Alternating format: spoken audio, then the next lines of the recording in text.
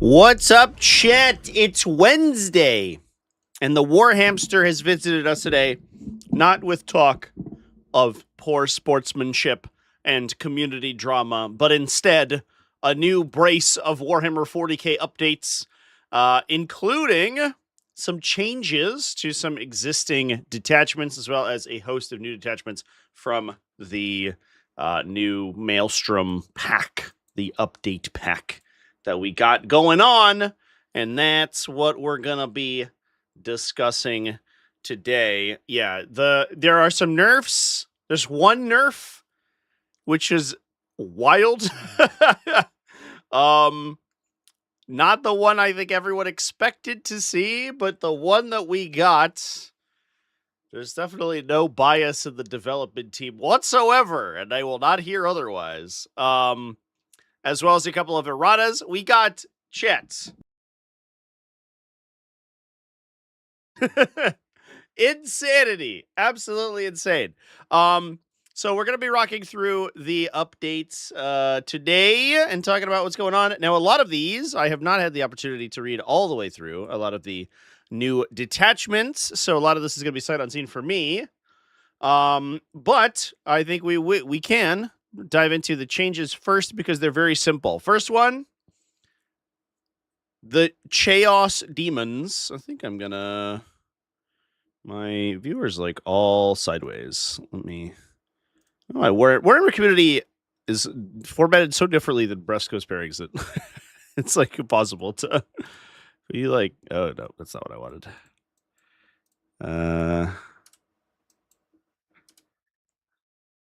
Oops. Sorry, chat. I should have done this beforehand, but I didn't. So here we go.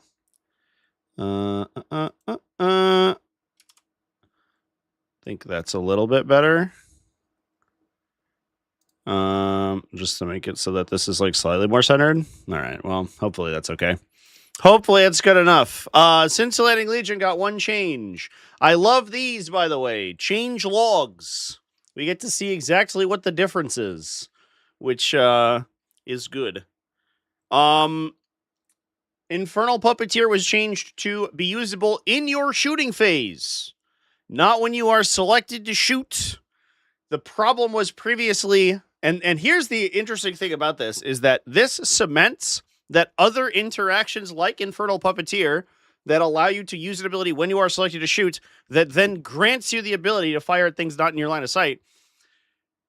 Because they have not changed any core rules, this cements the fact that other effects like this work as written.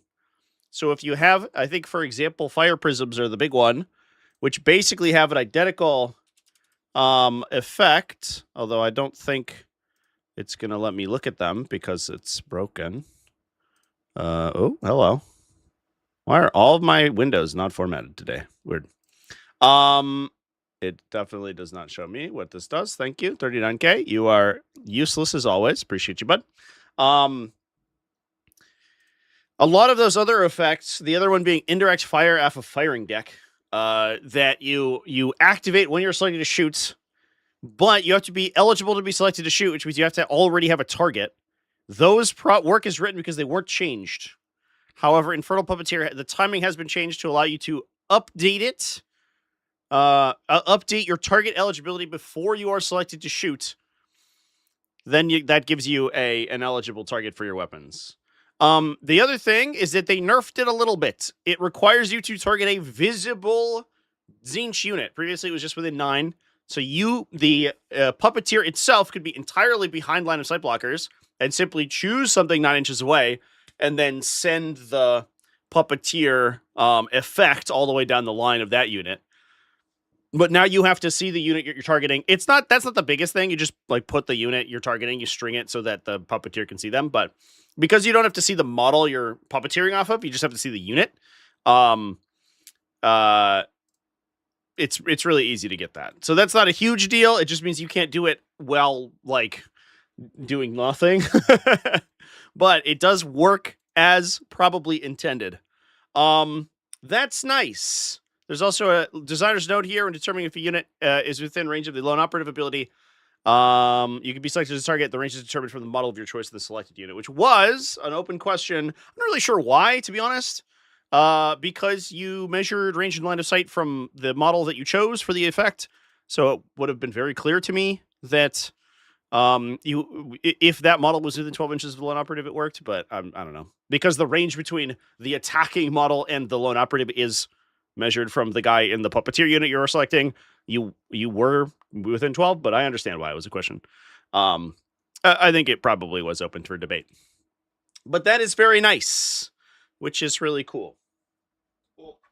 I'm gonna replace the battery on my headset real quick here, chat, and we'll keep going. The other change that we saw, there was a very minor one to Space Marines. Apologies. Apparently, I'm just all discombobulated this morning. It's because we're streaming live earlier than normal. There's a very minor change to Space Marines. I actually don't know what they changed. to be honest with you. Orbital Assault Force, the Suppression Strafing Stratagem. This is not a detachment or a stratagem that I'd ever seen used. Now works until the start of your next turn. I think it probably didn't have a timing on it or something. It was just worked infinitely. Probably incorrect, but anyway, doesn't matter. Didn't want to take +1 away from Ultramarines, guys. Come on. What are we doing here? But then the biggest change, of course, and the most incomprehensible one, in my opinion. This makes no goddamn fucking sense to me. Grizzled Company. Detachment ability, remove. If the target of your attack is in the range of an objective marker, wound roll of 1. I mean, fair enough. Grizzled Company was clearly the strongest detachment for Astra Militarum. Literally the only one that ever saw play. So nerfing it makes sense. And I will say, I think Astra Militarum were probably top 5. Grizzled Company, Astra Militarum, probably top 5, top 3 army, maybe. That said, they are clearly not the issue. So while we are doing balance erratas, why are we changing this faction, which is like a distant third? Maybe even a fourth to like Tau, Ultras, Necrons. Necrons is the big one, but if we look down here, there have been no changes to Necrons. What the fuck are we doing here, guys? We're editing Astra Militarum in a way that nerfs their only played detachment?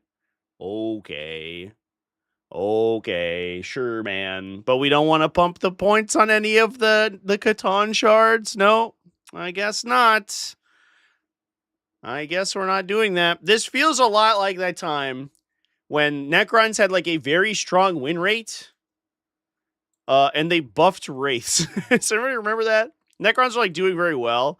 And they were like, you know what? 10 points off Wraiths. And you're like, why? You buffed them. Insanity. I don't understand it.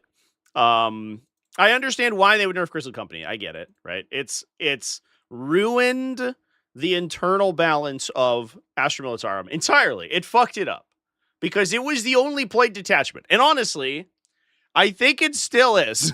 I know. Does rerolling wound rolls of 1 sometimes, is that going to change the detachment? It doesn't get rid of Arbor of Contempt. It doesn't get rid of a billion orders.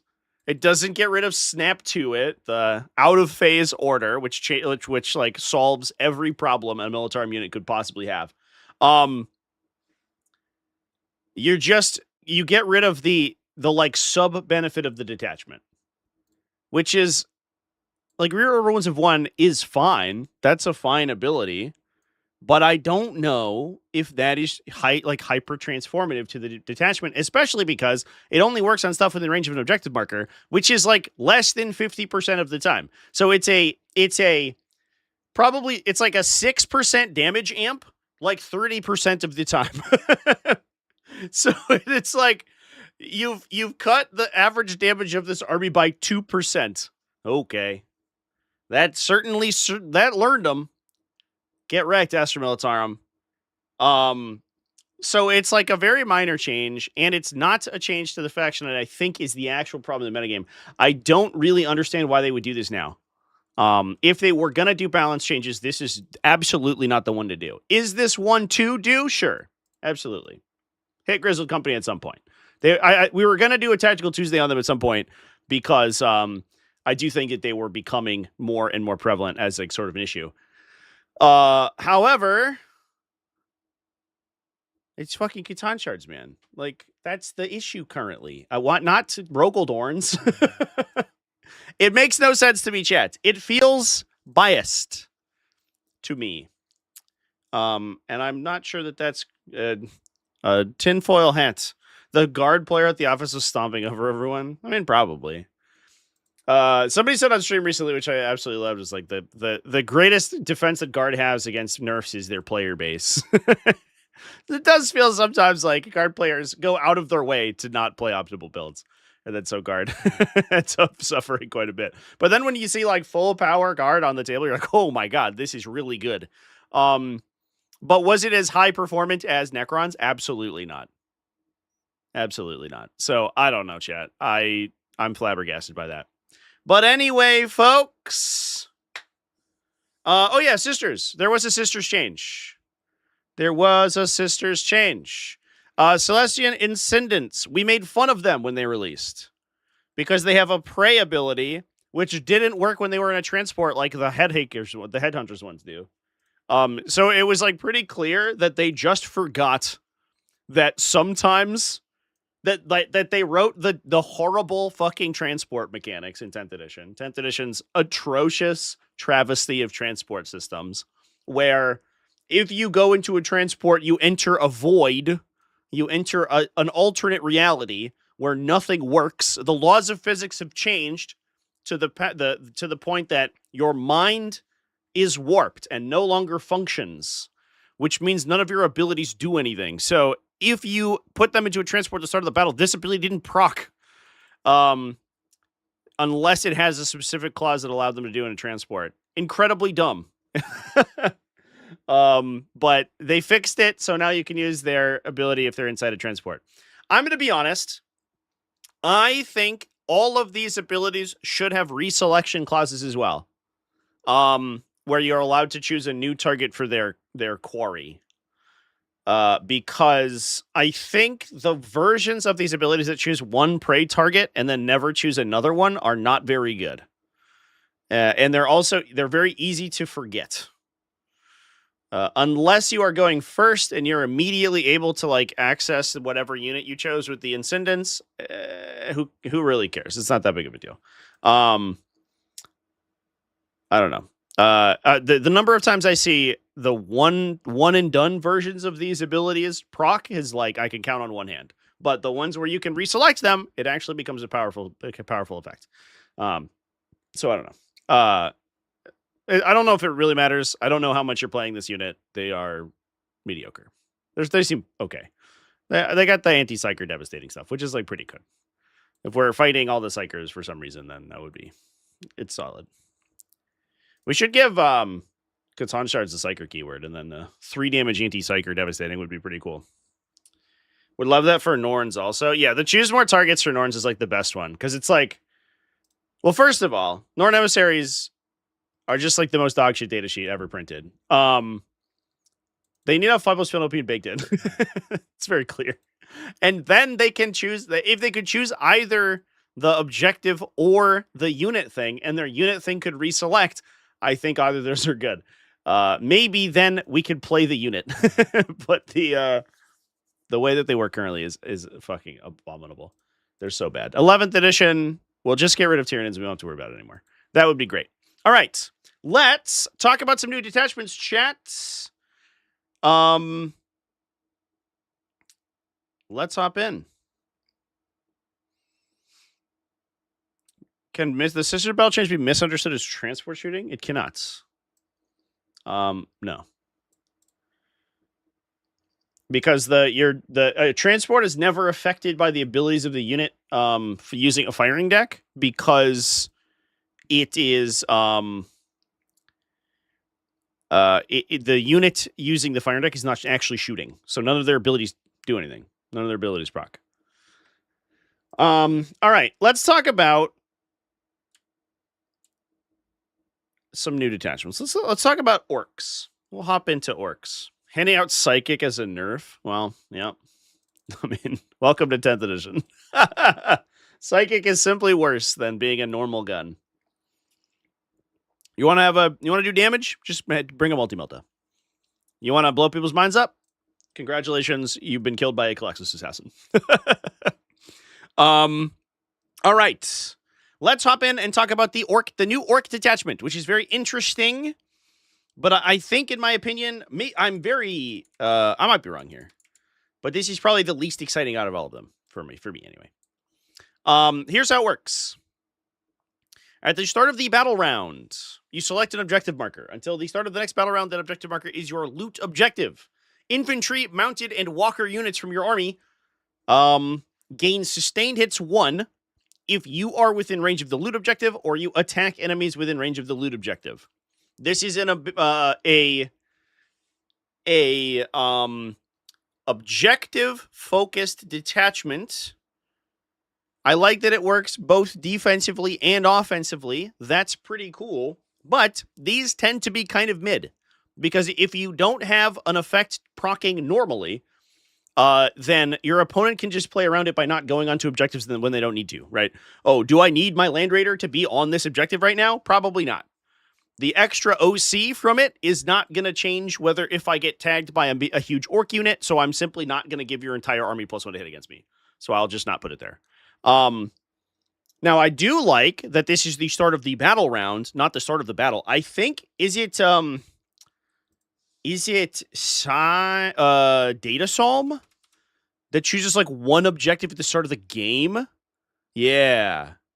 This is the worst possible scenario.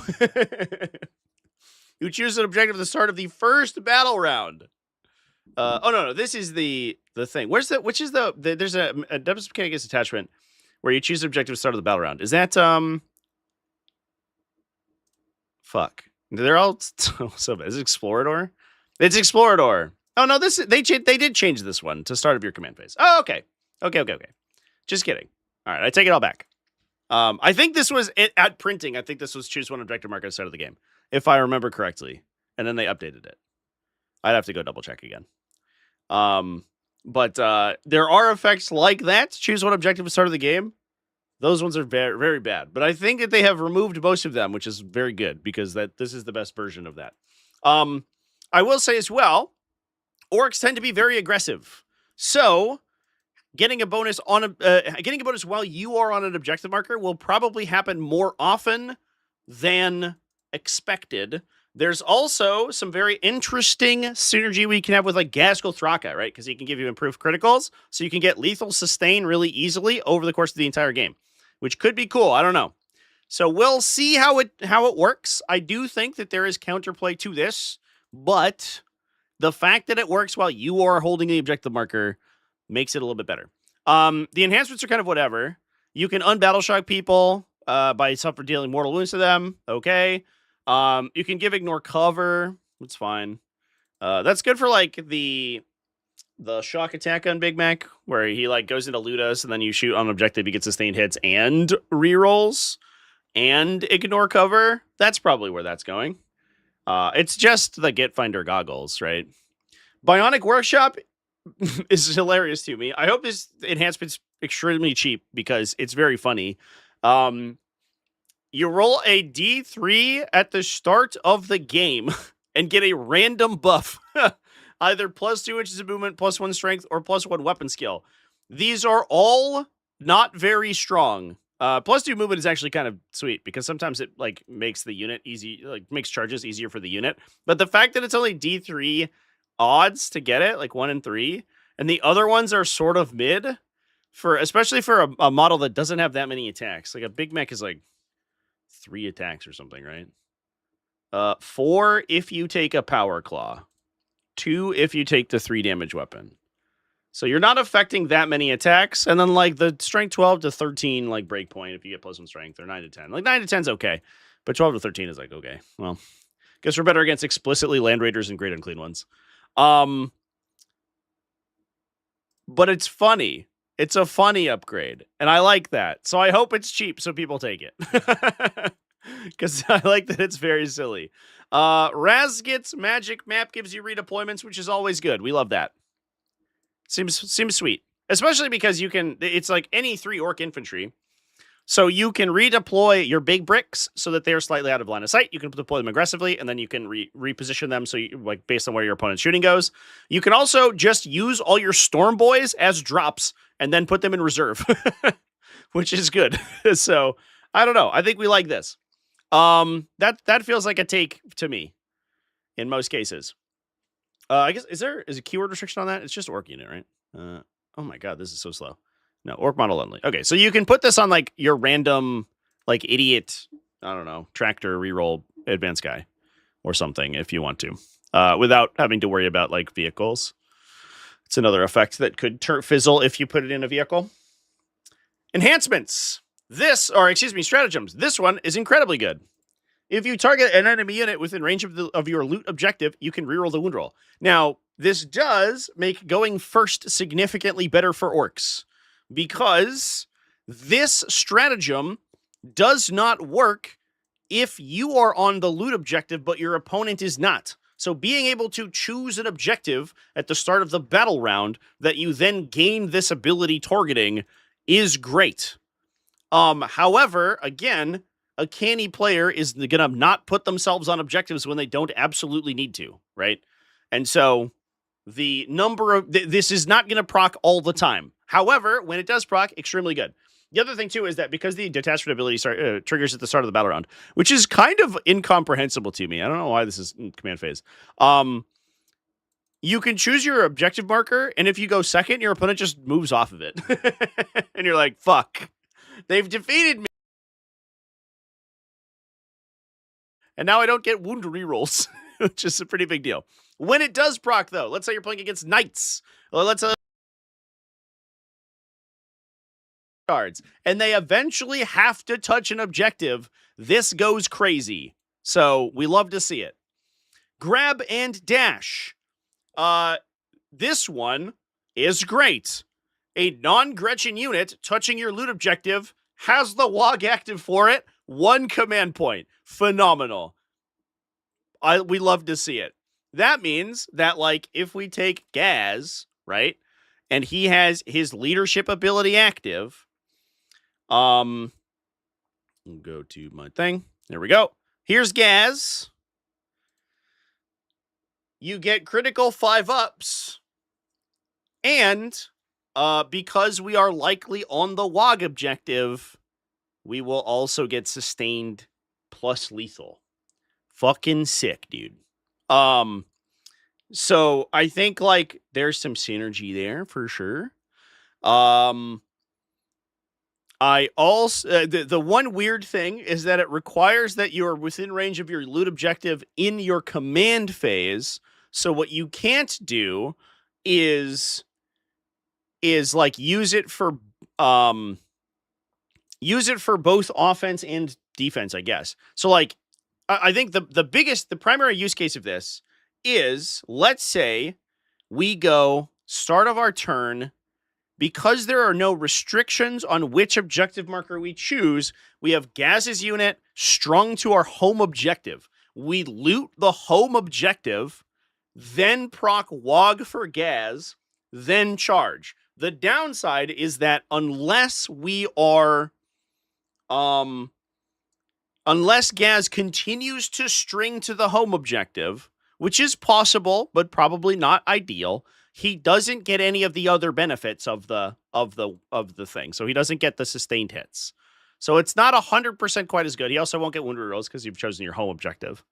So there's a lot of situations where this will be very difficult to proc. However, once you get towards the later game and you just start looting the objectives in the middle of the table, and you just start being able to WOG random bullshit to get invuln saves and extra attacks and movement, it's going to be sick.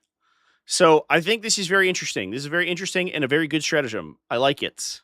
Boarding Rush, auto 6 advances you. Love it. incredibly good. Super duper strong. No notes. That for orcs, incredible. Let's go. Deck Fraggers gives blast to units that target infantry units. This requires an errata. Because we've had this discussion before, chat.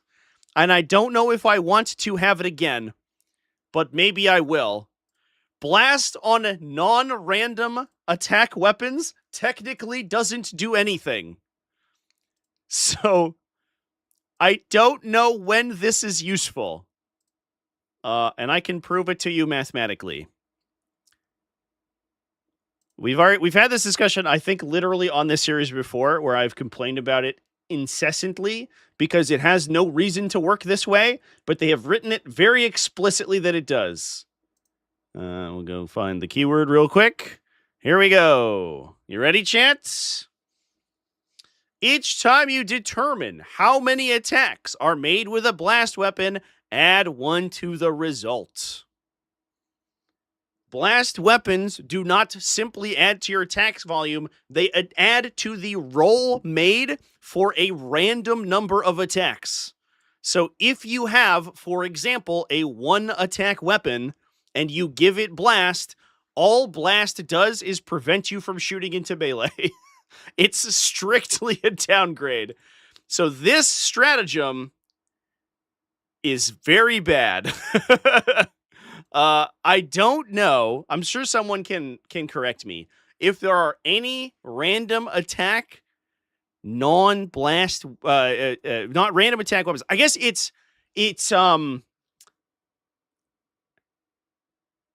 what's the guy? The flamer guys. Burna Boys and like the kill rig, right? Burna Boys actually might be sick. Unironically, blast torrent, probably sweet. So that's the use case. Although you're taking torrent weapons and the detachment gives you sustained hits. It doesn't matter. Because they have a random attack weapon that's not blast, that will work. And that's actually cool and fun. So that's probably the way to do it, is you use this to give blast to your torrent weapons. I love that. However, it doesn't work on anyone else. If you're like, oh, I'm gonna put them on my Ludas, and then my Ludas are gonna get +2 attack shooting a 10-man unit. No. They don't get anything. They get jack shit. You've just simply made their guns worse for 1 CP. So that's an important one to keep note of. Although the more I think about the Luda Boys thing, or the Burna Boys thing, the more I'm excited about it. I think that's pretty cool. This stratagem is cool as fuck. Rolling loot heap. In your shooting phase, you can give a flash kits unit anti-vehicle 4. They are still AP 1, but they are 2 damage, lethal sustain, and they shoot 1,000,000 times. So, like, fucking okay. Flash kits are already a unit that you're probably going to take anyway. So, like, let's go. Whatever. The stratagem is probably useful. And then last one, Crump and Run. When an enemy unit falls back, you can make a normal move of up to 6 inches with a unit that was engaging with it. Situational in its use case, but occasionally good. You engage a bunch of people. You use grab and dash to like push yourself across the table. You engage a ton of enemy units. They fall back from you. Then you like reactive move to go into cover or something. Probably fine. There's a lot of counterplay to it. It's not the craziest thing ever, but it does seem good. So I don't know. This detachment is a roller coaster ride of emotions. I think this stratagem is incredible, right? The situations where you can use this to get additional WOG turns out of your very specific units, your big boy squads, for example, is going to be amazing. This stratagem, also incredible, but super highly situational. And then this stratagem is very good, right? And then the detachment ability, situational sustained hits, probably fine.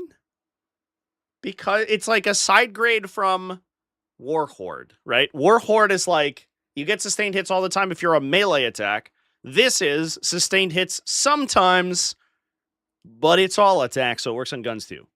So there's definitely some stuff there. I don't know if this is going to be as good as Warhorde. I have a sneaking suspicion it won't be. But it's probably it's in the discussion, I think.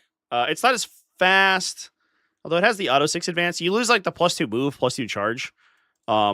With like the +8 threat range wombo that you have in Warhorde, but you can WOG multiple times, sometimes, and you have an auto 6 advance.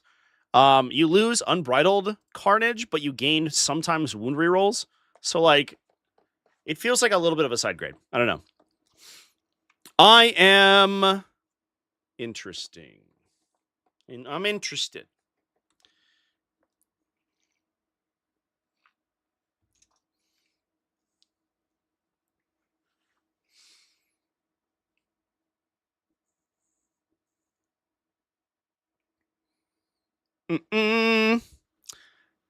All right, Chance.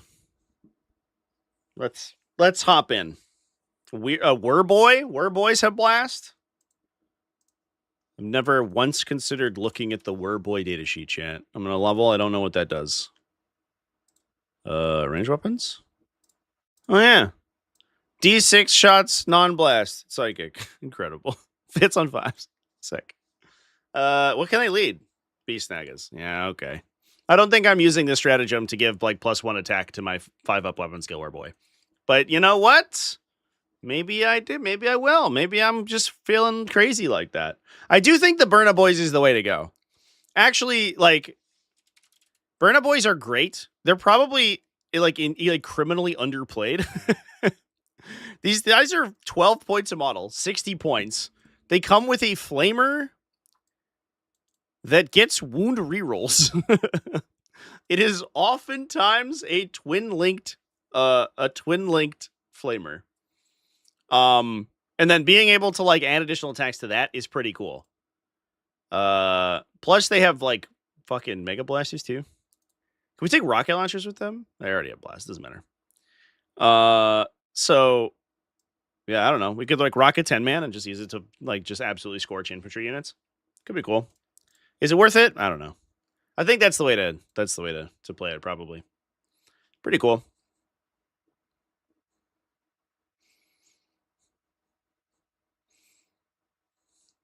Advancing 6 out of a transport.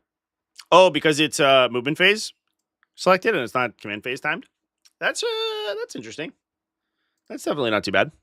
I think too that like there's gonna be a play pattern where you're like, I need to hit a particular target, so I go first. I loot my home, like we talked about. We string to the home, which you can facilitate with redeployments, by the way, right? So we like have our redeployment thing here, and then we string whatever unit to our home objective. We grab and dash, and then we, I guess we're probably not doing both of these top of one, right? But like bottom one maybe. And then we auto 6 advance, and we like run a unit 18 inches and then charge with it on turn 1 without having to call WOG for the rest of the army. There's play patterns like that where it's going to be like really weird and cool. So I hesitate to say that this is like super poopy, but I do think it's much more situational than Warhorde. Warhorde is like very, very broad spectrum on its buffs. But I think this definitely. I think this is probably better than initial appearance would give credits. Gazbrick with the Bionic Workshop on a Pain Boy is good. Oh yeah. Oh, you know what, chat? I misread this enhancement. I thought this enhancement was totally dog shit. It gives the entire unit a buff. I thought it gave the Pain Boy a buff, but it is not. It is models in the unit, not the bearer. So actually, this is much better than I thought. You have a 33% chance to get +2 movement, already good. +1 strength, also good. +1 weapon skill, probably not good, but whatever. We have a 33% chance to get, if we're taking it in the Gaz unit, right? Then it's a 33% chance to get nothing. However, plus 33% chance to add +2 to your threat range for the entire game. Actually kind of sick. So I don't know. I guess this is actually really good. I thought it was awful, but it is much better than I thought. That is pretty good. +1 weapon skill would affect claws. Oh, I guess so. If they're weapon skill 4, yeah, that's true. That is true. Turn 1 Waga Warbiker unit, yeah, or like Storm Boys, right? There's a bunch of stuff. Storm Boys turn 1 to just like ace a unit of like Space Marine Scouts or something. Kind of sick. The downside is that like you can't, I don't know. You can't like loot a mid-board objective and then use this and then use it to charge onto the objective. That's the way that this is not Mordecai like, all over again, which I like. I actually think it's cool. It's cool that there's like a huge restriction on this in this stratagem because this stratagem's incredibly powerful. We saw this stratagem literally break the game a while ago, or last year. Turn 1 Wog, rely on Grot CP farm for auto advance. Yeah, because it works start of movement phase, so you could have the command point. That would be incredible. You're just like, I hope we play Hidden Supplies and I can Zodgrad 2 objectives top of 1. And I'll roll like 3 dice to try to get my 4 up to get an extra command point, and then I'll go 18 inches. I'm also glad that they don't let you Zodgrad this and this with this stratagem, because the Zodgrad buff with this stratagem would be incredibly broken. Very nice.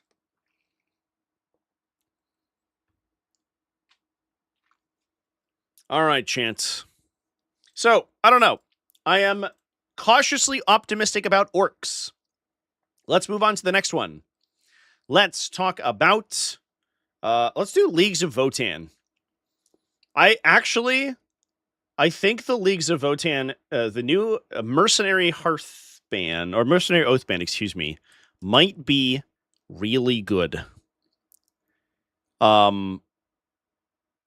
But, as I've proven yesterday, I apparently have no fucking idea how Leagues of Votann work.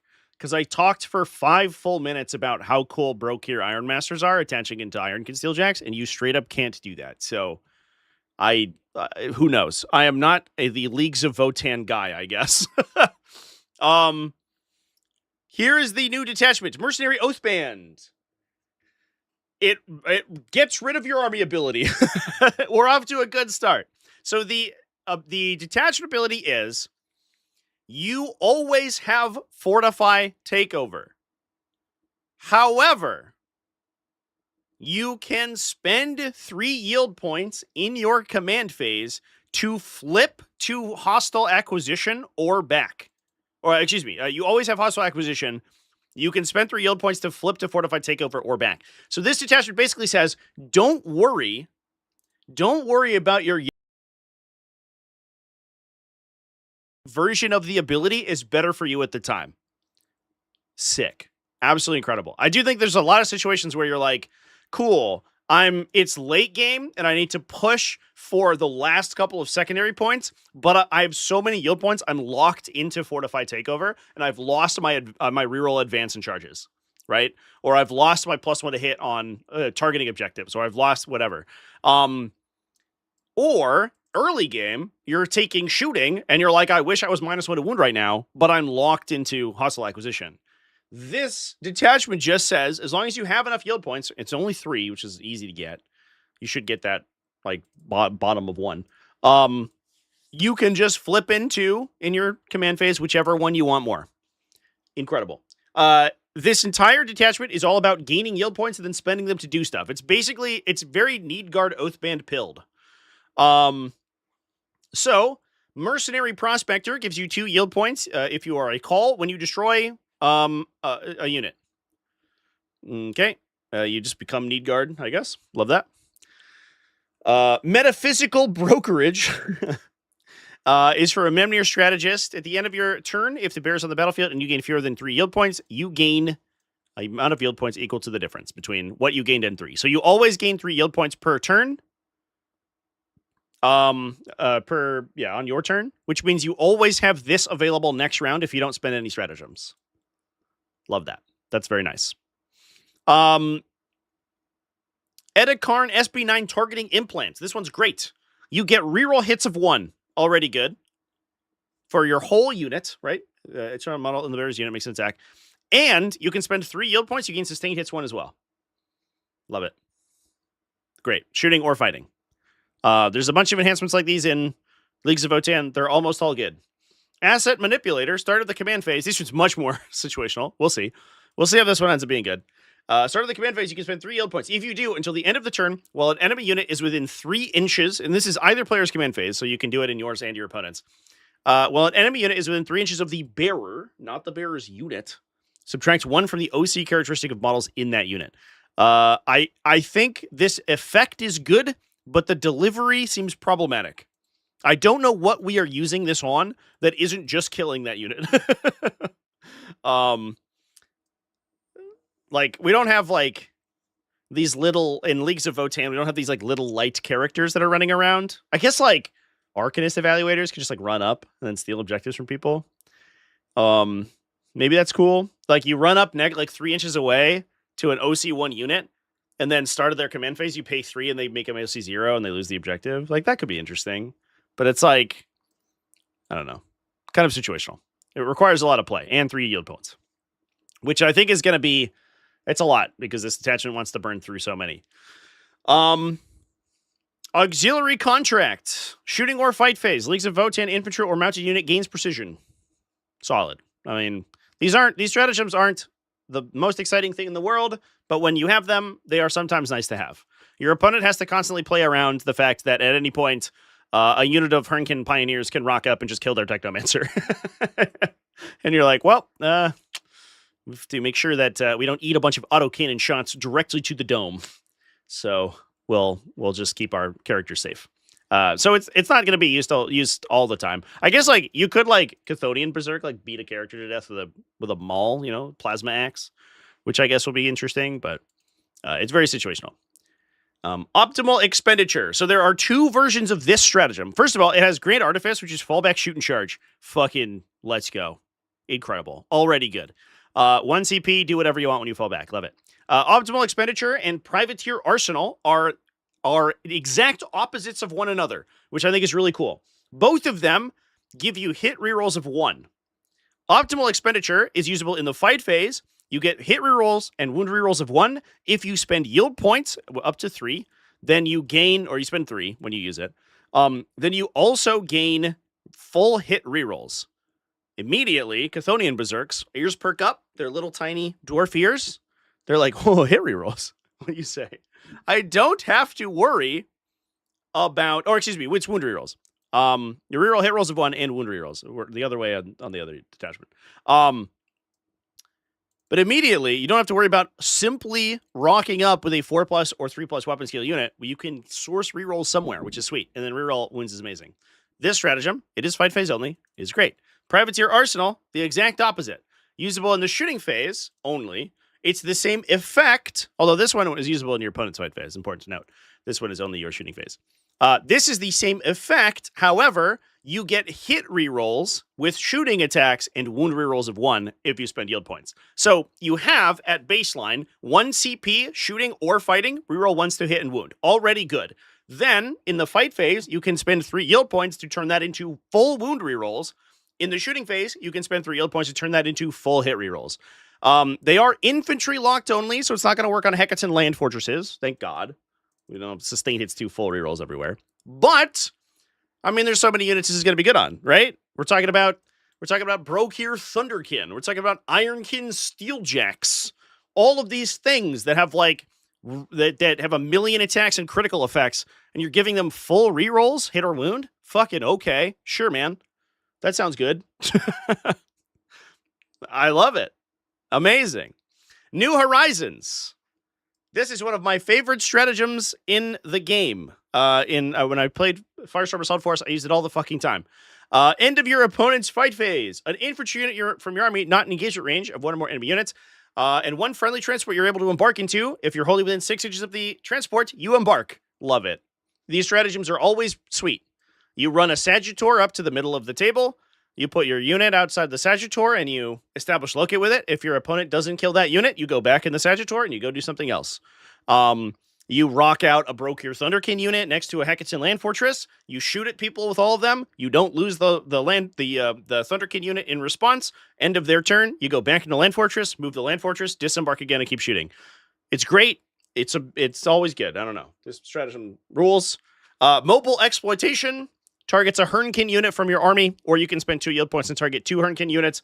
They uppy downy. Literally, besides maybe the precision stratagem, every one of these stratagems is money. I don't like. There's There's where's the catch? The catch, I guess, is that you need 1,000,000 yield points. But the number of times I've seen Votann players simply go, hey, by the end of round 2, I'm going to stop tracking yield points because I will have too many for me to matter to care about. And this detachment, ton of ways to spend them is, I think, good. I don't know. This detachment seems great to me. Again, I'm a Leagues of Votann moron. I'm a malfunctioning Ironkin with a screw loose and a fried circuit, but this seems good. I don't know, chance.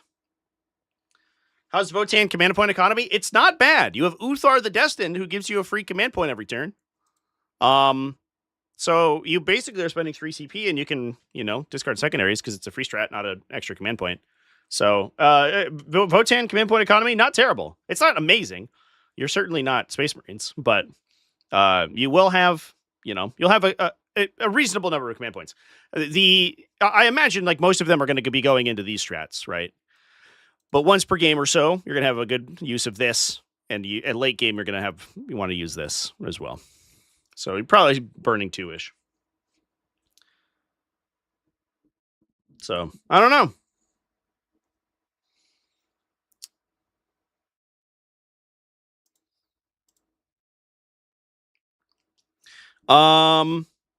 So anyway, chat, I think that this is great. I don't have anything else to say about it. I think this is awesome.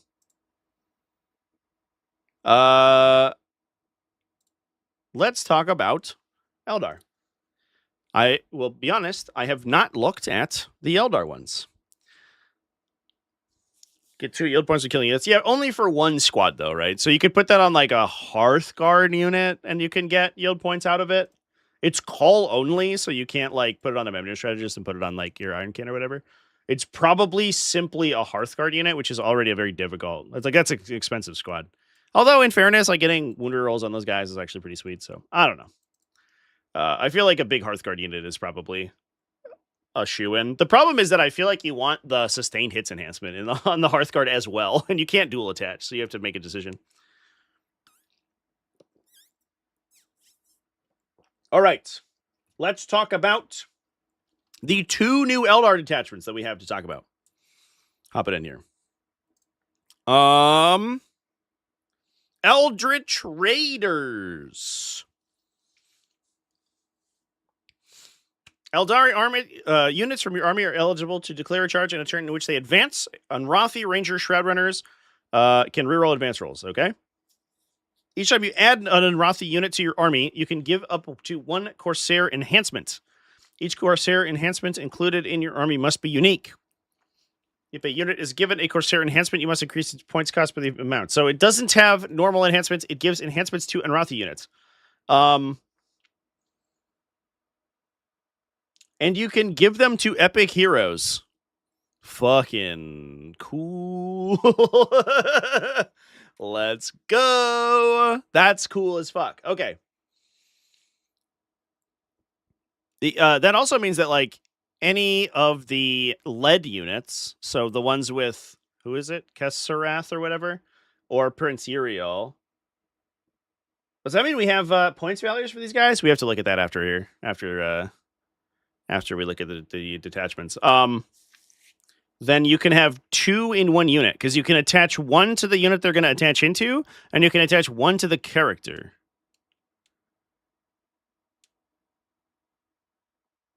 That's why it doesn't. There's no epic hero clause here. You could just give them to Unwrathy units. Fucking sick, dude. What? Okay. So Pirate Prince gives Prince Uriel a 3+ battle focus token refund. It feels mid to me. I feel like you always have battle focus tokens, but also Prince Uriel, like, is very often gonna do the move swiftly one where you get extra movement, so that's probably fine. Also, all his guns are assault, and he advances and charges. I'm seeing. I'm getting it. Making sense to me now. Alacritus Assaults. Unwrathy units, melee weapons equipped by the entire unit have lance. Okay. Exotic munitions, ranged weapons have anti-monster, anti-vehicle 5.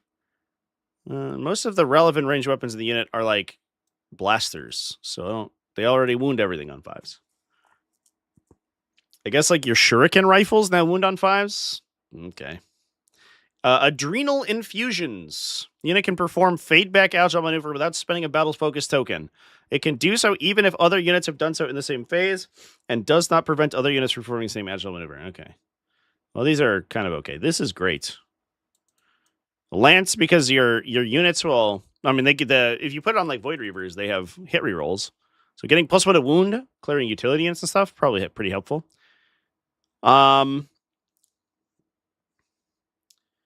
You could also just give it to Uriel's unit because you're charging with him. He already has land, so it doesn't affect him, but it will affect the rest of the unit. Raider Spoils. Usable in the command phase. You target one Unwrathy unit from your army that's within range of engagement range of one or more enemy units until the start of the next command phase. Add 1 to your objective control. On any command phase. It's good. That puts Void Reavers to OC3. Okay, sure. Ruthless Killers. Corsair Void Scars.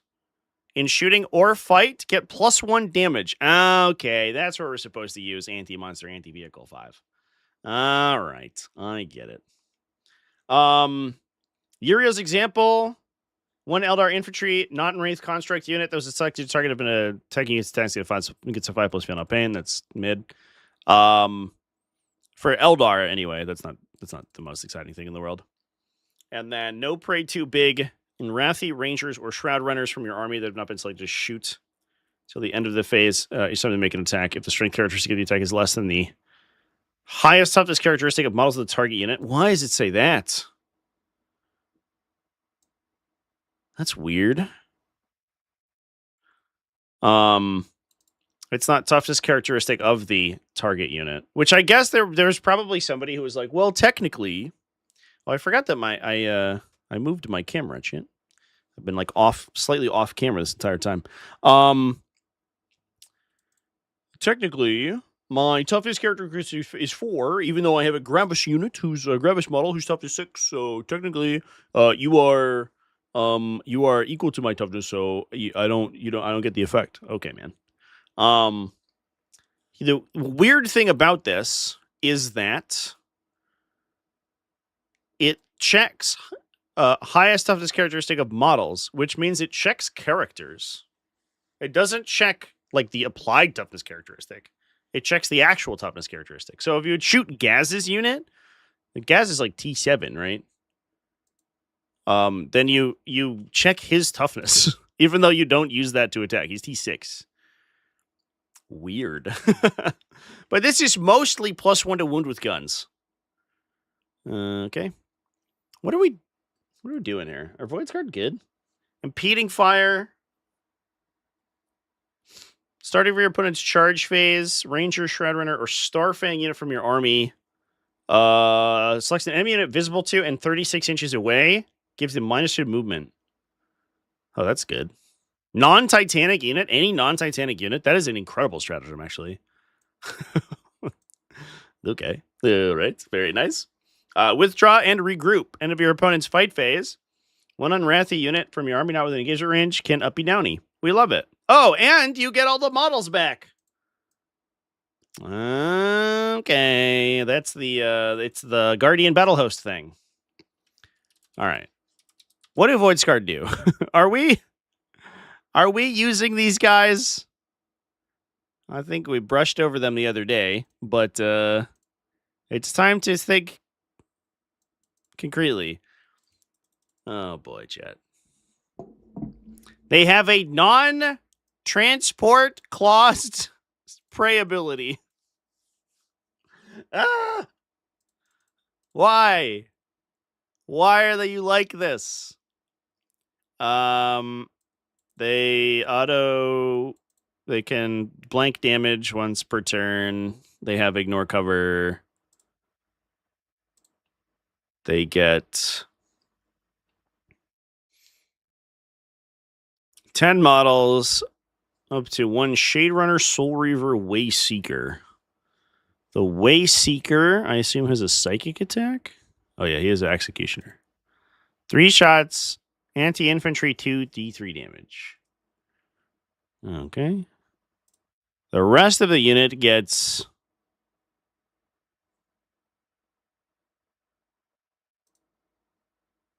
These data sheets are hard to read. A Shuriken Pistol and Power Sword. Can we give them, like, guns? Okay. You can get 1 Wraith Cannon. And you can get 1 Fusion Pistol. And you can get 2 Blasters. All right.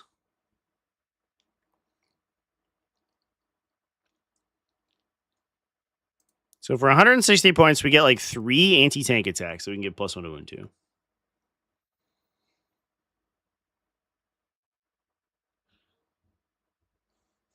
I guess anti-monst. No, I'm trying to find something. I think that the problem is that like this, and the Wraith Cannon doesn't even get +1 to wound because he's just a guy. It's just strength 14, so he'll wound on 3s anyway. But you can give your blaster +1 to wound, and you can give your rifle +1 to wound, and you can give your like psychic power +1 to wound. So it's 2 blaster shots, 3 executioner shots, 1 wraith cannon, and they all basically wound on 4s against like vehicles. You might eventually kill someone.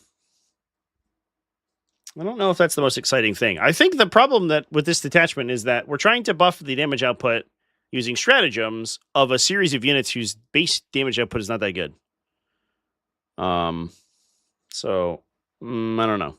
Advance and charge army-wide, I think, might be okay. But, like, Howling Banshees do it already, right? That's just their thing. Striking Scorpions, pretty good. With that effect. Because being able to infiltrate Scout, move 7, or Scout 7, move up to 9, then advance, then charge. Your turn 1 threat range is really long. I don't know what else in Eldar is really excited about advancing and charging. Is it any Eldar model? It is. So we could advance and charge the Avatar. Is that good? His gun is not assault, unfortunately, so he doesn't get to shoot his gun. But that's probably okay, right? He can move 12, advance and charge. Like that suddenly, we're at the point where he starts to get into melee. That's probably a place to start. Also, he gives you +1 to advance and charge. Okay. So your whole army can advance and charge, and we have a dude who gives everyone +1 to advance and charge. So +2 to basically +2 to threat range. So your army is just threats for fucking days. You can increase your threat range by 4 on a stick. Interesting. It is a little weird, but this feels like it's weird that the Corsair detachment feels like the best place to play the Avatar, a distinctly not Corsair unit. But maybe it's fine. Interesting. Okay. There's something there. Is there anything else? Like, can we play like Wraith Blades good here? Unfortunately, most of its stuff is like either Unrothi keyworded or non-Wraith construct keyworded. So you're probably not doing anything with the Wraith Blades. I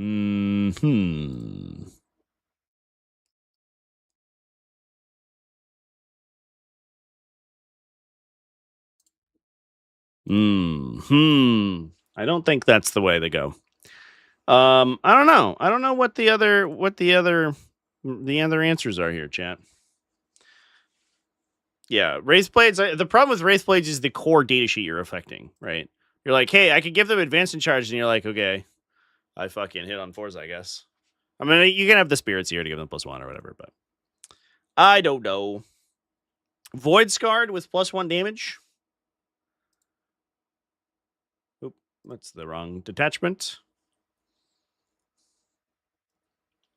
The problem that I see is that we are spending resources to bump the power of, like, units that I don't know if we're that excited about. Can we build, like, melee Voidsguard? The issue, too, is that, like, if you bring Voidsguard, their output is actually just worse than the regular Void Reavers because they don't have hit rerolls. So, like, Uriel's like, hey, guys, you get +1 to hit and sustains, but you don't have rerolls to fall back on, right? To synergize with the sustains. So it's like, cool. But we can put them to 2 damage. We can't give them +1 to wound because that's shooting phase only. But we can give them Lance. So it's like 1 unit can be like kind of spooky, right? Like the Twin Linked guys, winning on 5, Twin Linked, APT 2 damage for 1 CP. The Power Sword guy. Is it everyone at Power Swords? No, there's a close combat, right?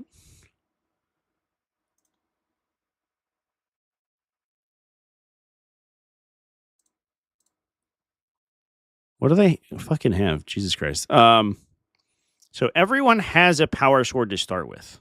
And they can switch Power Swords for guns? Yeah. Why does he replace his Power Sword with a fusion pistol? Okay. He has replaced his Shuriken pistol. He replaces his Power Sword with a pistol. He does the double gun thing. What's got Shuriken rifle? Wait, what's Shuriken?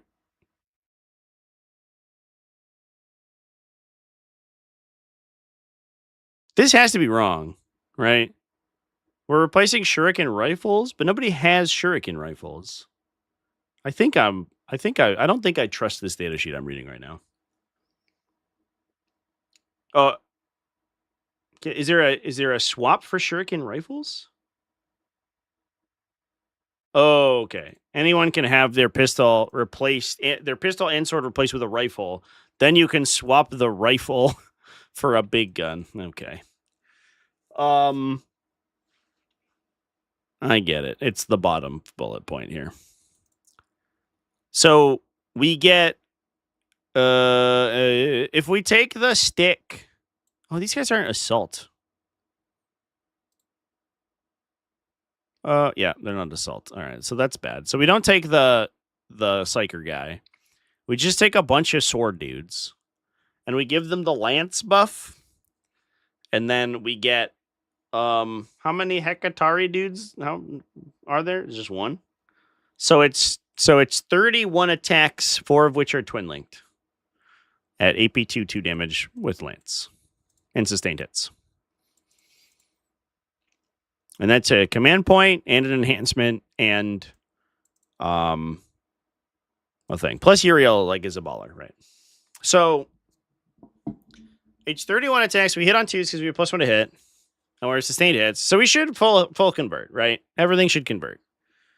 And we go to wound. If we went on 5s, we don't have any access to rerolls or anything. So the twin linked guy, let's say he should get 2 through, right? And then all of these are 5s, no rerolls. So you get like 10. So it's 12, not including Uriel. It's like 12 AP2 2. If you're into like a 4+ save, they do 12 damage, which I guess is okay. I'm not going to say that's going to like break the whole game, but it seems fine. It's a lot of work to do 12 damage, though.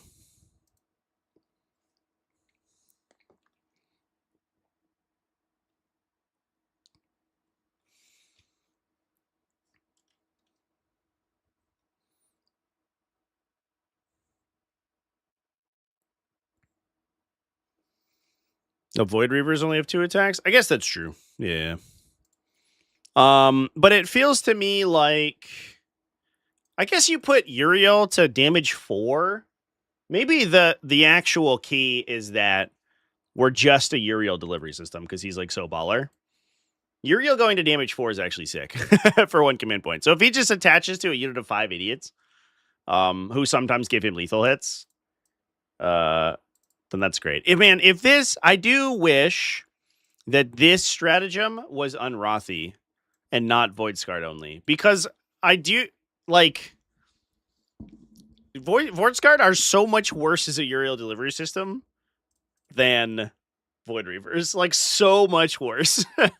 Uriel, like the Voidscarred, I think themselves are probably like a little bit spicier once you start giving them buffs. But if I want to attach a character, do damage with the character, I want the Void Reavers every single day of the week. I think this is interesting. Getting long threat range melee is kind of cool, but I don't know if that's what we're like hyper excited about. Because every army can just have Howling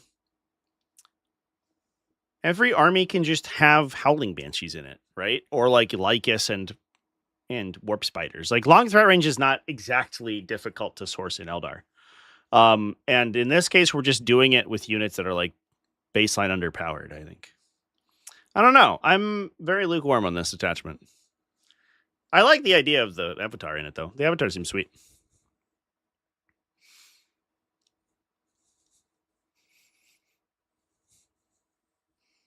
Yeah, melee units already have good threat range for sure. All right. Let's go to the next one, chap. This one, I don't know, seems whatever. But maybe there's something there. We'll see. Corsair Coterie is the last one for Eldar here.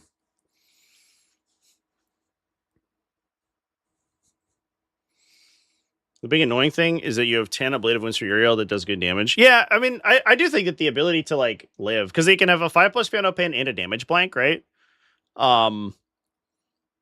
Which is pretty cool. And then, but like, it's one unit, right? Like, is the whole detachment just Uriel being a Chad?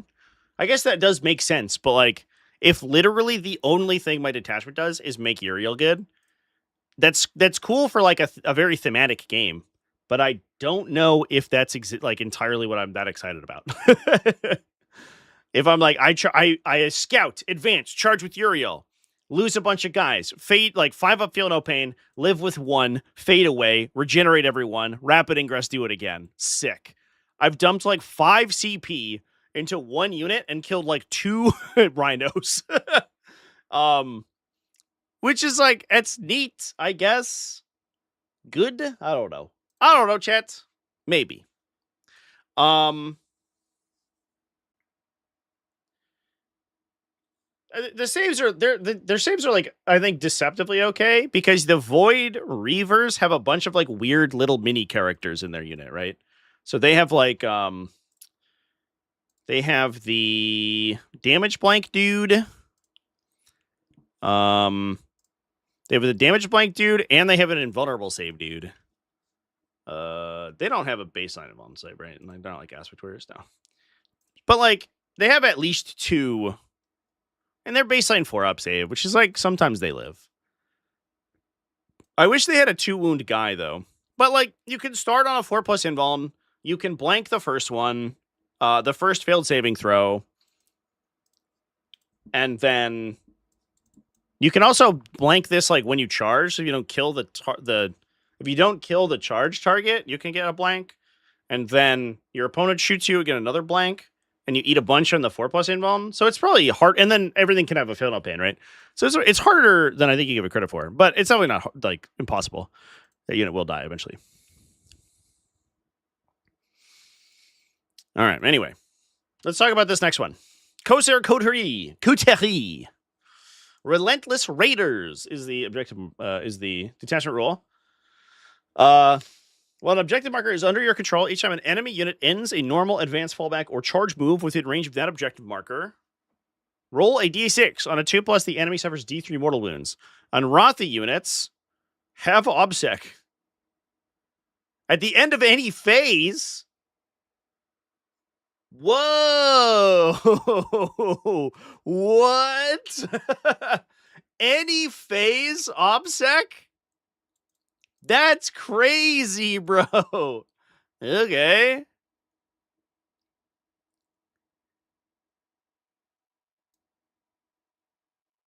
So you just move to an objective and obsec it? Your opponent's like, I killed you. And you're like, yeah, it's mine, though. That's actually wild. Okay. Veterans of the Void. Same Corsair enhancement thing. What are their Corsair enhancements? Infamy. While an enemy unit is within 3 inches of this unit, -1 to OC characteristic of models in that unit. Oh, to minimum of 1. Nah, never mind.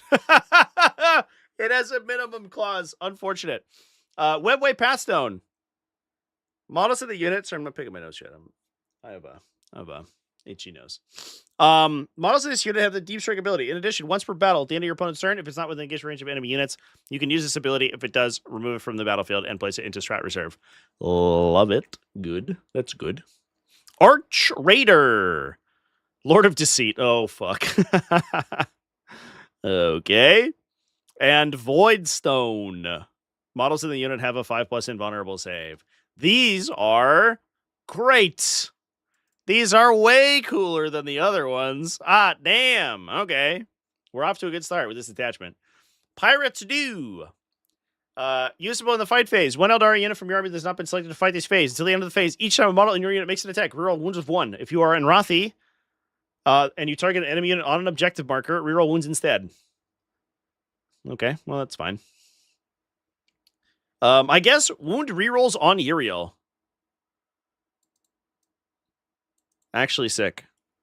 Mine's wounding on 4 is rerolling. AP 3/3 damage. Okay. Lethal Ruse. Until the when an Eldar unit from your army falls back, until the end of the turn, your unit is able to declare eligible to declare a charge when it falls back. If it is an Enrathi unit, you can also select one enemy unit that was within engagement range, and you impact mortal them. You grenade them in the charge phase when you fall back. Cool. Outcast Ambush. Usable in your shooting phase when Ranger or Shroud Runner from your army that has not been selected to shoot. Ranged weapons equipped by models in your unit have Ignore Cover, Rapid Fire 1, and +1 AP. Are Shroud Runners good? Rangers, we are not going to use that on because their output's terrible. Shroud Runner to shoot 1 trillion times, right?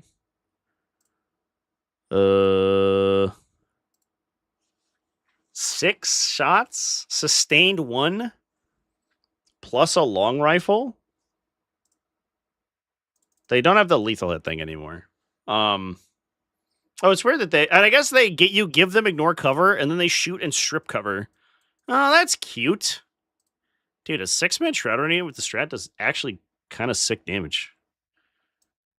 So you're shooting 36 times?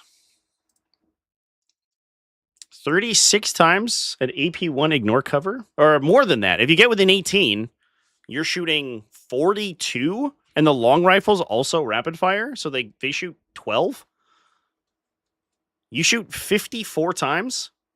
Jesus. At AP1 or AP2 Ignore Cover. If you target like non-T6, this unit actually fucks. The stratagem is great. What? Okay. Seems good. Into the Breach. In your shooting phase, after an Errata unit from your army destroyed 1 or more enemy units, you can make a normal move of up to D6 plus 1 inches. Oh, you have to kill them in the shooting phase, though. What? The Shroud Runners themselves are not Unrathy, right? No, they're just Eldar guys. Dang. All right. Well, that's never gonna happen. It sounds cool, but you're never gonna get that. With my 6 shuriken like rifle shots and then 2 random anti-tank weapons. Cloak and Shadow. In your opponent's shooting phase, after an enemy unit has selected a target, you gain stealth and 18-inch loan up. Oh boy. Okay. Vengeful Sorrow. In your opponent's shooting phase, after an enemy unit has shot an Eldar infantry unit from your army that had 1 or more models in the unit destroyed as a result of those attacks, and the Eldar unit is neither battle shocked nor within engagement range, you can Blood Surge.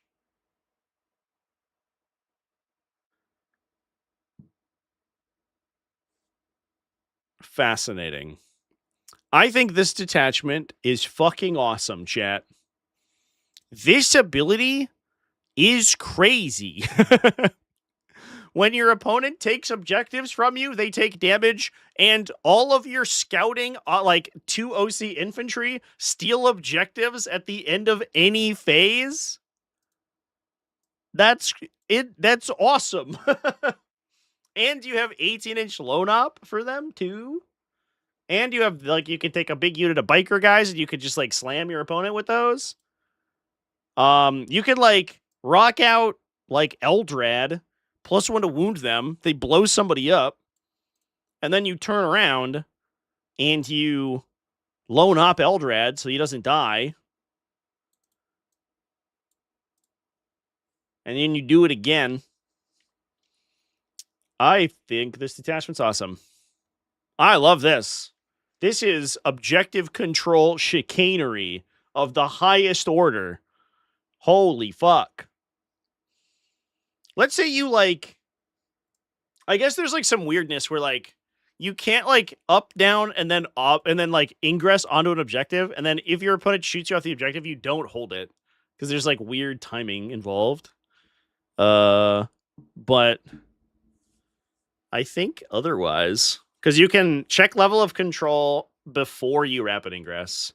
So you don't actually take the objective until the end of the shooting phase. However, other than that, most of the things that this detachment does are awesome.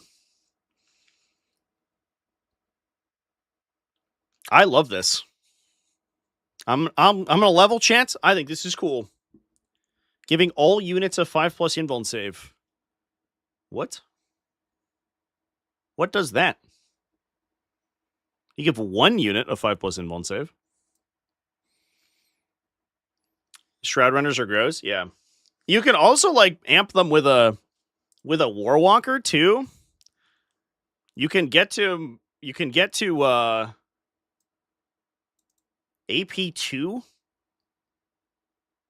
AP2, ignore cover.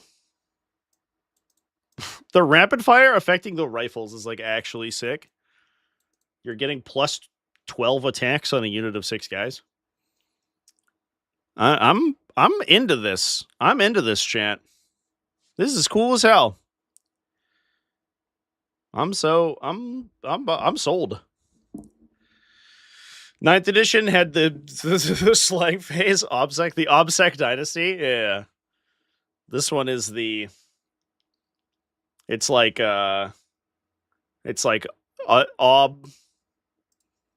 OBH apostrophe SEC Craft World. Your opponent, if they move onto an objective, then charge, they trigger the mortals twice. No. They will trigger the mortal when they move. Oh, if you can, if they don't take it from you, that's true. If they move onto an objective and take it, then they eat the mortals when they move, but then they would take the objective, and then when they charge, they wouldn't have to worry about it. Because you will, the objective will recheck at the end of each phase.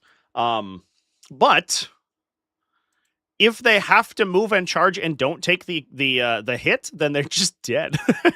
Take 2d3 mortals. You imagine, like, 5 jump back assault intercessors, like, either have to make their charge really weird or suffer the potential of taking 2 sets of mortal wounds, which means they probably don't kill you when they charge, and then they lose. This detachment's amazing. I'm like, there's just gonna be a fun, some asshole is gonna take 6 units of 5 like duders, 6 units of 5 idiots to run around, Void Reavers, and then, like, a couple of the biker units, and then a couple support things, and, like, maybe a couple big anti-tank bricks or whatever, and they're just gonna play this insane, absolutely unhinged objective control game. Where they just tow every objective, and then if you move anywhere, you take D3 mortals. I think this detachment's awesome. This detachment's really cool. Pretty cool stuff, chance. I'm into it. The Raider one, less exciting, but Corsair Coterie, I think there's going to be... That's like the finesse VP player, like VP players' wet dream. All they want to do is play nothing but that detachment and steal objectives from people with like a bunch of infantry everywhere, and then make their life a living hell by taking massive numbers of 1-to-1s. That's a whole stratagem in Vanguard Spearhead. Just the detachment ability that you get all the time is a whole ass stratagem of that detachment. Costs a CP and you do it once per phase. And they're like, I do it to every objective all the time. I don't know. Fuck you. All right. Chaos Space Marine time chat. And then we'll look at some points. Yeah, everything scouting too is like unhinged. Absolutely wild. Also, works on the Star Fangs. All your little Star Fangs that run like 21 inches around and steal objectives, that also works on those. They also take objectives away from people. Also the Sky Reavers, like the move 12 infantry that scout. That detachment's going to be good. I'm calling it now. I think that detachment's going to be just the objective control chicanery is going to be insane. You just go and score hundreds. That seems really good, chat. All right.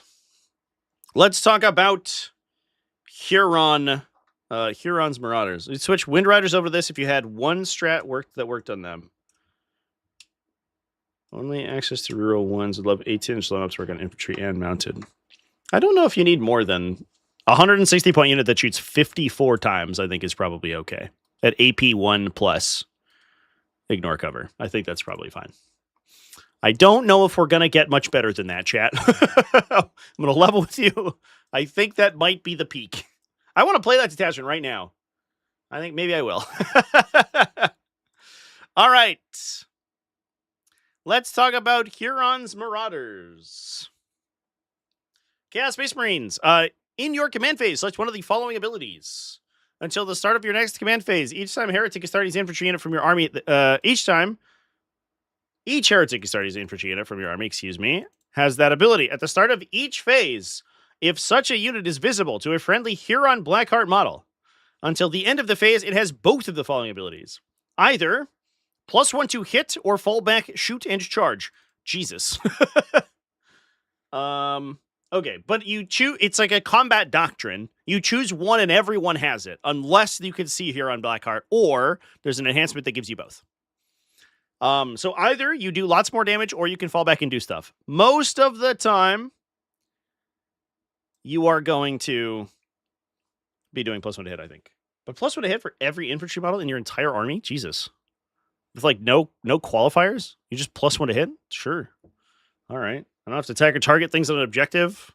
I don't have to disembark a transport. I just get it. If your unit is gaining eligibility to shoot and charge in a turn in which it fell back as a result of being visible to Huron Blackheart, but then after making the fallback move is no longer visible to Huron Blackheart. Oh, he has to see you. You don't have to see him. He has to see you. That's very funny. You are ineligible unless you are visible to charge at the start of the respective phase. I see. Yeah, he rechecks line of sight at the start of each phase. Cool. All right. Enhancements. Voice of the Tyrants. Heretic Astartes model from your army. You get both of the abilities all the time. Love it. Pretty good. Raid Leader. Oh my god. Each time a Bears unit is set up after disembarking from a transport that had made a move, you are eligible to charge. Every transport gets an assault ramp for you. Fuck you. That's really good. Dread Reputation. Each time the Bears unit set up on the battlefield, each enemy unit within 6 inches or 12 if you are set up using Deep Strike. Oh, because you can disembark a transport and do this. Takes a battle shock check. Yeah, mid. I guess that's maybe okay on like a Raptor unit. If you drop a Raptor unit in, well, no, because I think you'd be out of range for their -1 leadership thing. Yeah, I don't know. That's mid. Eager for bloodshed, you gain infiltrate. Okay. That's to fix the stupid Reaver captain, right? Who doesn't have infiltrate. No, the Reaver captain does. It's for a Lord to gain infiltrate and then join into a red Corsair unit. That's what that's for. The captain already has it, but for regular Lords, you don't. But it's any model. You could infiltrate like a Lord Discordant. Or a demon prince? You could infiltrate like a winged demon prince? Okay. Stratagems. Hardened Killers, a damned unit from your army. Gains +1 ballistic skill, +1 to the attacks characteristic of rapid fire weapons, +1 to the save in your command phase until the start of your next turn. Okay. You put that on. It's only like guns, I guess. That's for Traitor Guardsmen, I suppose. 4+ save Traitor Guardsmen, maybe okay. Because they give a cover as long as they're on an objective, right? So they go to 3+. It's actually not too bad. At the Tyrant's command, Heretic Astartes, excluding monsters and vehicles, can advance a charge. Cool. Okay. Seize the prize. Auto 6 advance. Fuck me. All right. We are pushing.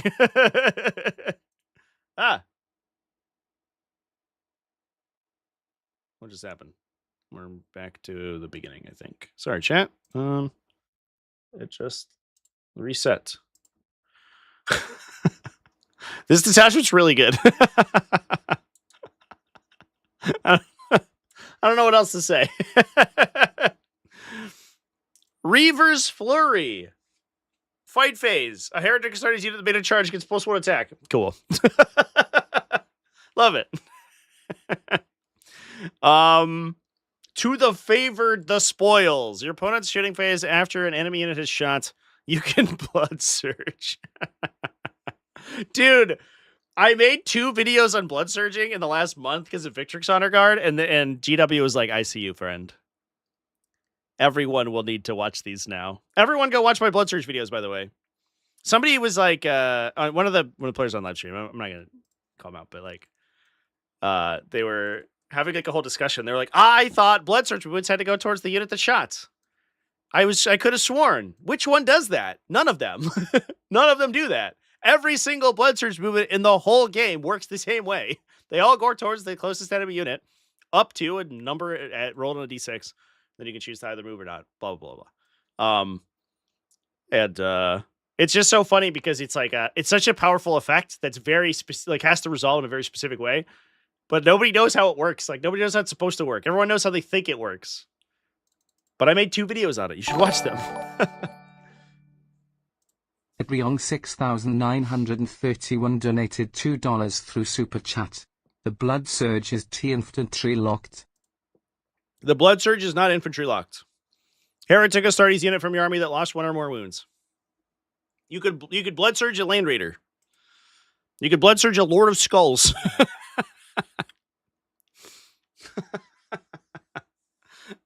Shoot a unit and then I lose the game. That's basically it. If you weren't set up for it, be prepared. I mean, this is mostly a stratagem that will not get used, but that you will have to play around, right? Because it's only a d6 movement, so you don't know how far you're going. And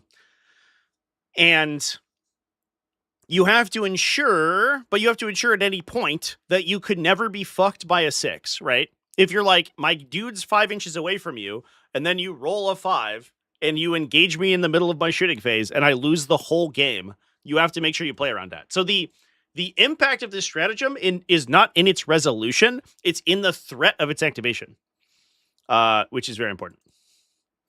Encircling Surge. You can up down. Dude. This one will probably not see use. Right? Hardened Killers, whatever. Every other one of these stratagems is solid fucking gold. With a solid gold detachment or detachment ability and incredibly strong enhancements. Charge after a transport moves is nuts. It's any Heretic Astartes. You could put it on a MOP. I guess I don't know about an MOP because I don't think you could transport possess with anything. But like you could put it on a Lord in like a chosen unit. I guess it's gonna be Legionnaires. Everything's in Legionnaires and Rhinos. That's just where that's what's happening. We have a bunch of Lords. There's Lords everywhere, and they're all in Legionnaire squads. And the Legionnaire squads have +1 to hit permanently all the time. And yeah, and then they wound reroll, and then they beat the shit out of you. And if they need to, they need extra damage. or threat range, we could auto 6 advance and charge them, or give them +1 attack. Seems good.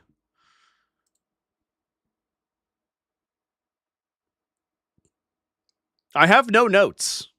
This detachment is just like 40k fundamentals. All of your stratagems are good. You're very fast and you do lots of damage. Sick. I'm in. I guess the one benefit is that it doesn't buff Vindicators. Besides giving them blood surge movements. But like, you know, there's not a bunch of like shooting buffs. But you can give like +1 to hit to obliterators. Right? So you could source infantry based shooting. Or +1 to hit to noise marines. And then you get all these buffs anyway. So also you get advance and shoot on anything for a command point. In the movement phase. You don't have to declare it in command. This is a great detachment. This is just a good, solid detachment. And finally, they found a way to make Huron Blackheart okay. You're going to play him. He gives this aura of +1 OC. So you have OC 3 Legionnaires running around, hitting people with axes. OC 2 like Raptors. Yeah, Raptor unit goes to 18 and charges. I don't know. Can infiltrate a Lord Discordant and then auto 6 advance and charge it. Sure. This is just really good. I don't know. I don't even know where you like. There's so many good units in it. Chaos Space Marine infantry is like so solid, and this is all just make your infantry really good. Seems good, chat. I don't know. Whoa. You could easily not play him. Yeah, I think it's just for the situational fall back and do stuff, right? Just being able to like hop him out of a transport to I love the theme, by the way.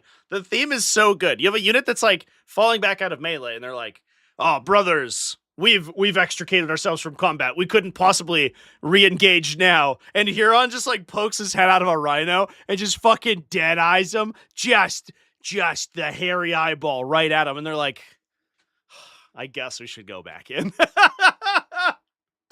It's so good. He has to look at them to get the ability. Theme on point. It's fun. You could take or leave here on Blackheart, but I think the effect of being able to lock in +1 to hit for the whole game, and then situationally hopping him out to give fall back and charge, I think that is, or fall back and do whatever you want, I think is probably helpful. I don't know. That's just me. That's just what I think about it. But you get +1 to hit on fucking Fabius Biles unit, chat. God damn. And you can auto 6 the Chosen for 1 command point. So they threat really far. Fuck. This detachment's solid.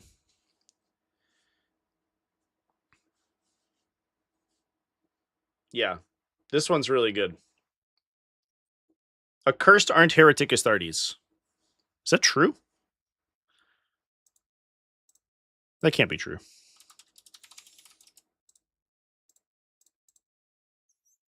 What the fuck are you talking about, chat? I feel like we've had this conversation before. Not being a Space Marine does not mean you are missing the faction keyword. This is a faction keyword that everything in the Codex has. An accursed unit has the Heretic Astartes faction keyword. It's right there. They just also have the damned keyword. So most of the time, it will say Heretic Astartes, parentheses, excluding damned, which means it doesn't affect them. But in this case, it absolutely does. Which probably means that we should be looking at Accursed Cultist. Because they have a built-in surge move, and they have a built-in advance and charge, and you can auto 6 them as well. I guess they already get +1 to hit, so there's not like a ton of overlap when you use the one spring aim off of the guy. Can they go into rhinos? They can, right? Can we scout a rhino with them? It's in Chaos Space Marines. It's the Chaos Space Marine Chaos Rhino.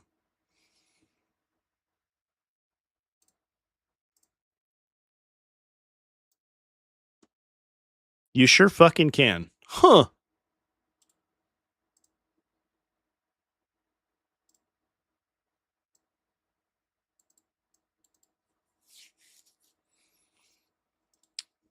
Just like a 10-man to scout it? Is that good? Because honestly, a Cursed Cultist, not the worst to just like top line profile. Just running them as a unit, it's not awful. They are expensive though. For 90. 90 for 8 is not ideal. But I guess it's like, yeah, probably too expensive.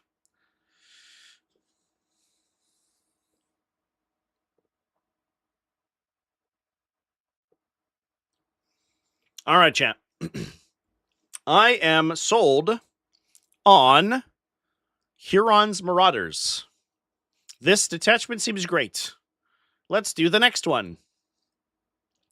Renegade Warband. Detachment rule. Your army loses dark pacts.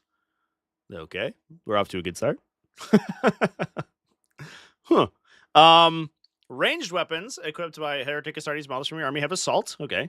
All right. I'm with you. At the start of your command phase, select one unit from your opponent's army. Until the start of your next command phase, that enemy unit is your vendetta target. Each time a Heretic Astartes model from your army, excluding damned units. There you go, chat. That's how it works. That's how the faction keywords work. Each time a model from your army makes, excluding damned models, makes an attack that targets your vendetta target. Also, so the damned models lose dark packs, but don't gain anything. They just fucked. They gain assault, I guess, but who cares? Reroll the hit roll. In your movement phase, you can select a Heretic Astartes unit, excluding battle-shocked units from your army, to move. Oh, each time you select it to move, you can choose to default to Doctrine. If it does, it missed to take a battle shock test. Then select one of the following. So you have like worse Dark Pact in the movement phase. Until the end of the turn, the unit is eligible to shoot and declare charge in a turn at which it fell back. And until the end of the turn, this unit is eligible to declare a charge in a turn at which it advanced. Ooh boy. How do cult icons work? They do not reroll battle shock, right? Nope. Leadership test for Dark Pacts. So you get no benefit from this. Do you have anti-battle shock effects? Do like Dark Apostles do anything? They do. Okay. This is the Dark Apostle detachment, chat. So we can always advance and shoot, and we can fall back or advance and charge if we take a battle shock test. The downside is that you are battle shocking yourself in the movement phase, which means you then can't do anything. At Caldor 40k Tech donated €2 through Super Chat. This detachment is about to blow your mind. Well, I'm excited. I'm excited to have my mind blown. So, like, we drew Storm Hostile objective. I'll advance and charge to get Storm Hostile. I fail my battle shock check. I'm not doing shit. I'm not storming anything. I'm just gonna die, I guess. So that's like a huge downside. So having anti-battle shock effect is good. All right. But also you get Oath of Moment. That's pretty sweet. Weaponized Hatred. First enhancement. At the start of your command phase, after you've selected a vendetta target, select the second enemy unit. Oh, he becomes Gilliman. It doesn't require visibility. Eat your heart out, Kanakvar, you piece of shit. You need visibility to your second target? Get out of here. You suck. Just be a regular Chaos Space Marine. You have a better effect. Eyes of the Hunter. Ranged weapons equipped by the models of the bearer's unit have ignore cover. Solid. I don't know where that's going. Where you have, like, good infantry shooting with an attached character in Chaos Space Marines. I have no idea. I guess Terminators? Is it Terminators, maybe? Fratricidal Trophies. Terminator model unit, Terminator model only. In a turn in which the bearer's unit chose to default to Doctrine, until the end of the turn, each time a unit makes an attack, you can roll the hero. Oh, because they lose their Dark Pacts, so they don't get their Dark Pact buff. This is the funny thing about these detachments, by the way. The ones that fuck with your with your army ability. I played against a guy. I feel very bad for this guy. I think he watches the channel too, but I played against a guy on RTT a while ago, and he was playing Black Templars, and he had 2 units of Stern Guard veterans in his army. And I was like, that's interesting. Because the playing Black Templars removes or replaces your Oath of Moment, which means that if you take Black Templar Stern Guard veterans, they actually just don't have any abilities. They're just a unit of guys with guns. And you're like, okay, good job, Stern Guard. You're doing great. They don't get rerolls. They don't get anything. They just have Templar vows. But because they no longer have a Oath of Moment target, they can no longer get wound rerolls. And it's basically the same thing with the Terminators here. Is as soon as you strip Dark Pact, so many things turn off. Hell Brutes, no datasheet ability in this army, for example, right? There's a bunch of stuff that simply doesn't work. Empiric Symbiote, add 1 to advance and charge rolls. Very good. Okay, we're off. We have good. We're starting strong. Let's talk about stratagems. Never outgunned. 1 Heretic Astartes unit from your army that has been selected to shoot or fight. Select either lethal or sustained hits until the end of the phase. You have the selected ability. Cool. Vengeful Destruction. Infantry or mounted from your army gets +1 to wound targeting your Vendetta target in the shooting or fight phase. Very good. That's a very, very good stratagem. Undying Hatred. Fight phase. Just after enemy unit selected its targets. You get a 4+ fight on death. Okay. Very good. Renegade Claim. Obsec. For any unit. Okay. Any unit from your army within range of an objective marker in your movement phase. That's weird. Why is it movement phase? So usually these are command phase locked because that is the previous. I guess it's for Battle Shock stuff.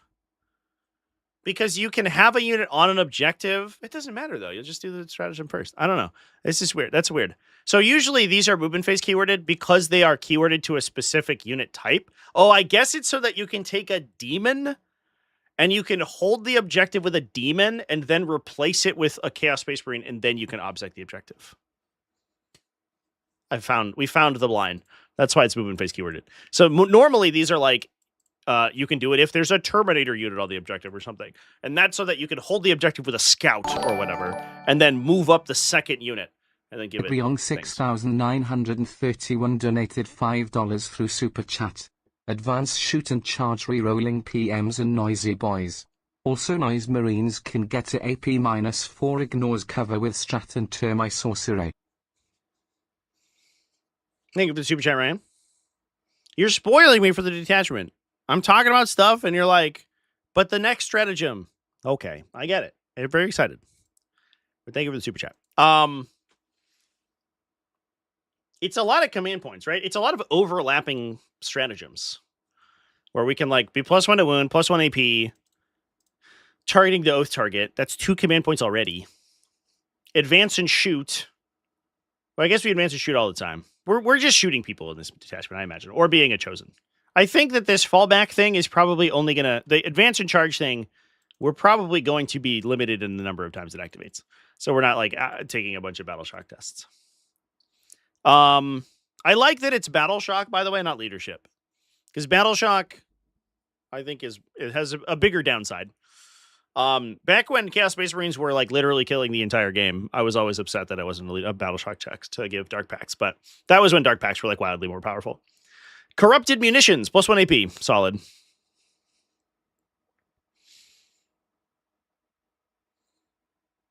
I like that these are different, like very marginally different timings, by the way. Just been selected to shoot, not been selected. Oh, just been selected to shoot, not been selected to shoot. Incredible. Reverse reaction, 6-inch reactive move, or D6-inch reactive move. A non-monster vehicle Heretic Astartes unit. This detachment seems very good. +1 to win, +1 AP, advance and shoot on a stick. It's probably just like hyper consistent, I guess. Is it better than Renegade Raiders? It must be, right? Because we just have all of the effects just in our detachment ability. This feels like Renegade Raiders with a, like, just better, right? Eat your heart out, Renegade Raiders. Instead of getting +1 AP, sometimes when you're on an objective, you can just pay a CP for +1 AP all the time.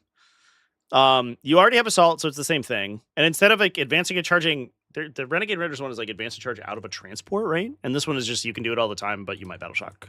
But if you Battle Shock, it's really bad. I don't know. You lose all the stratagems. So much of this data sheet is stratagem support, and you lose all of them if you Battle Shock yourself. Spooky. The advance and charge strat is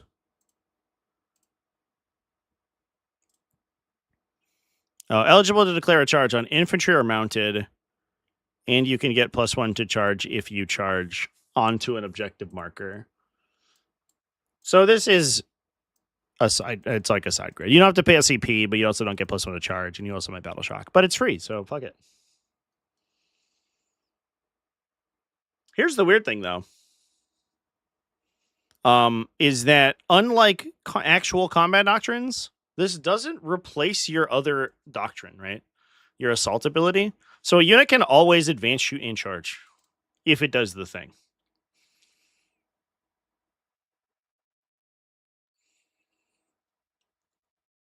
Also, I like that you can you can set up a unit. Oh, it's so that you can use their ability before you charge. Briong 6931 donated $2 through Super Chat. Also app -3 advance and shoot true bricks. I mean, I guess so. You're putting a lot of pressure on that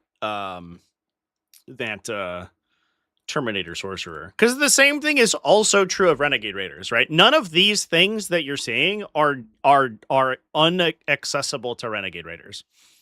It's just that this has easier access to it because it doesn't require your opponent. There's no way for your opponent to play around it. I think, in my opinion, the big thing is +1 to wound and hit rerolls. But also, you don't have any critical effects. Like, this whole, besides Plague Marines, basically, I guess, like, we have this one, the Outgun strat, but it's another command point. So, like, you don't have any Dark Pacts at all. So none of your army is, like, lethal or sustained naturally. Or at least very, very few of it is. And so the rerolls aren't quite as crazy as they would be in a standard Chaos Space Marine army. I'm not going to say that this detachment isn't phenomenal, because I think it is. I think you bring 3 Vindicators, and you advance them, and you give them hit rerolls and +1 to win and +1 AP, and they blow the fuck out of people. But it's very expensive. Is it better than, like, just playing Ultramarines? I'm not sure. Probably not. Those guys just get it without spending any CP. They just have all those things built in. Aren't Warflamers AP2 base? They are not. They are not AP2. They are AP1. AP1 ignore cover.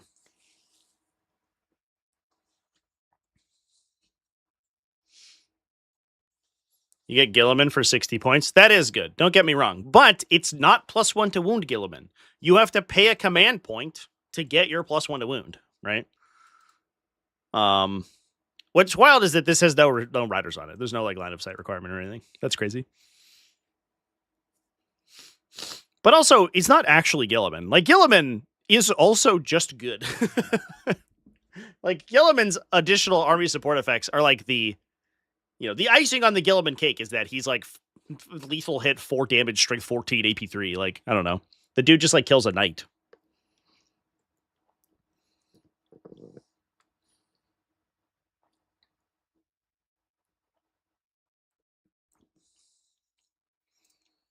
This does seem good, chat. It's probably the I guess, I don't know.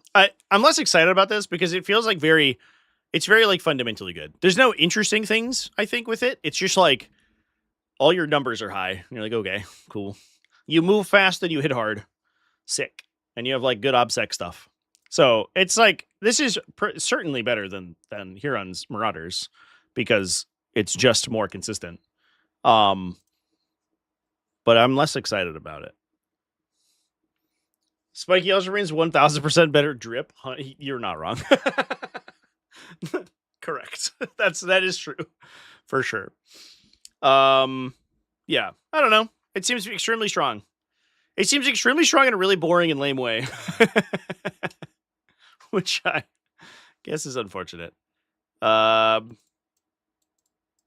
just want to go back to talk about that Wrathy detachment where you get 54 shots out of Shroud Runners. That's pretty cool.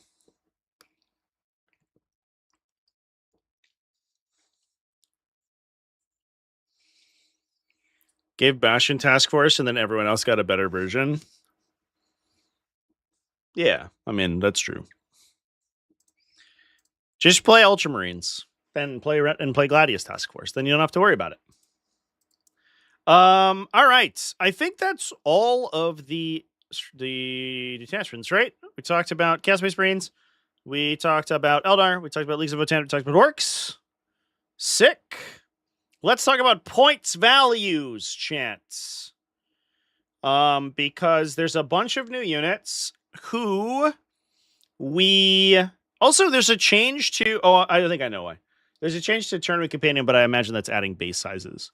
I wish they would put in the little notes that that's what they were doing, because I like scrutinized it earlier and I was like, what's the change? But then I realized that there's the base size guide inside. Where is the Munitorum Field Manual? Here we go. So if we go down the line, we can find some Eldar things. Oh, is there a new Vyper datasheet here? Ooh. Didn't talk about that. It is there. If I could look at it, here it is. New Vyper datasheet. Come on, game. What the fuck? You're going slow. Oh, I'm zoomed in too far. So you suppress enemy units. It did go up in value. I think the change is its base profile is the same. I believe its top line has not changed.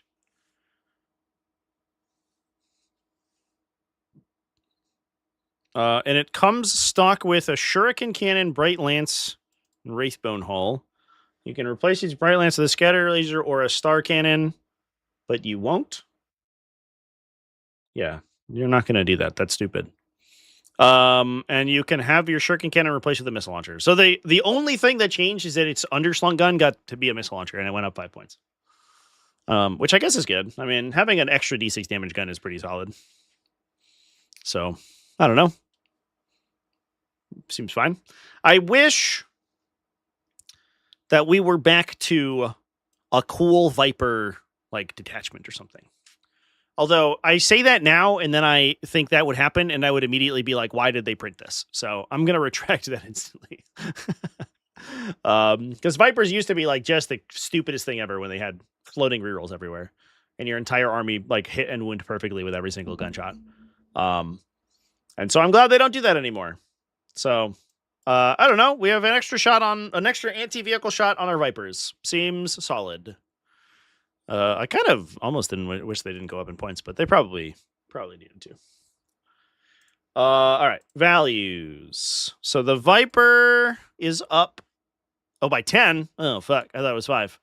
10. Yucky. That's a lot. Not a unit that we were really taking. The Corsair Sky Reavers are 75 points, bro. That's a pretty good number. I'm going to level with you. They scout 7 and move 12, and now in that detachment have end of phase OBSEC. So they run to the middle and then end of movement phase OBSEC, and your opponent shoots them to death, and then you just still hold the objective. They have to go there and take damage to prevent you from scoring 15s. And they move 21 on turn 1. That's pretty good, I think. How much is Uriel? 95? What a bargain. Sub 100 for that guy? He gets sustained hits and a 3 damage melee weapon and lance and a bunch of assault weapons. Seems pretty good, chat. Also, he redeploys you, right? Yummy. I'm in. I'm into Unrothy stuff. Down the line. Next one would be Chaos Specimerins. Huron Blackheart went up 40 points. What the fuck? Really? 40? You gonna play that guy? You're gonna play him in his one detachment. You're gonna pay 120? Oh, fuck. That feels too expensive for him. He doesn't really... Like, the extra OC aura is, like, pretty cool. But, like... 120? His melee profile is, like, fine. But he wins everything on 5s. That's a lot. 120. Woo! Holy shit. What about Red Corsairs? Red Corsairs, 110. Nope. I scoop, I skedaddle. I'm out of here. We are not Red Corsairing today. Reaver Captain, 75. What about Masters of the Maelstrom? That's the one I really want to see. 115. Bro, Masters of the Maelstrom cost as much as Red Corsair Raiders? What are you doing to me right now? This unit is baller. They have an insane number of strength 6 2 damage attacks, and they give you a redeploy. What is happening? That's great. What a solid unit. Holy shit. So them plus a Legionnaire squad is like 200. Let me pull their data sheet up again. Is it in 39k? Nope. Get fucked. All right, we have to go find it. Tier. It's here. So it's 1, 7, 11. It's 11 2 damage melee attacks and 10 1 damage melee attacks. They all hit on 2s.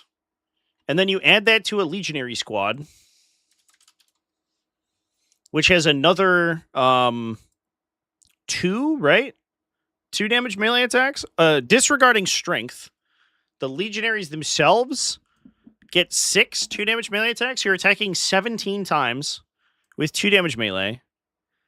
And then you have 3 chain swords if you don't take assuming you don't take the last cannon. So you get another 12. I'm not crazy about that, right? They have 2 power fists. Yeah,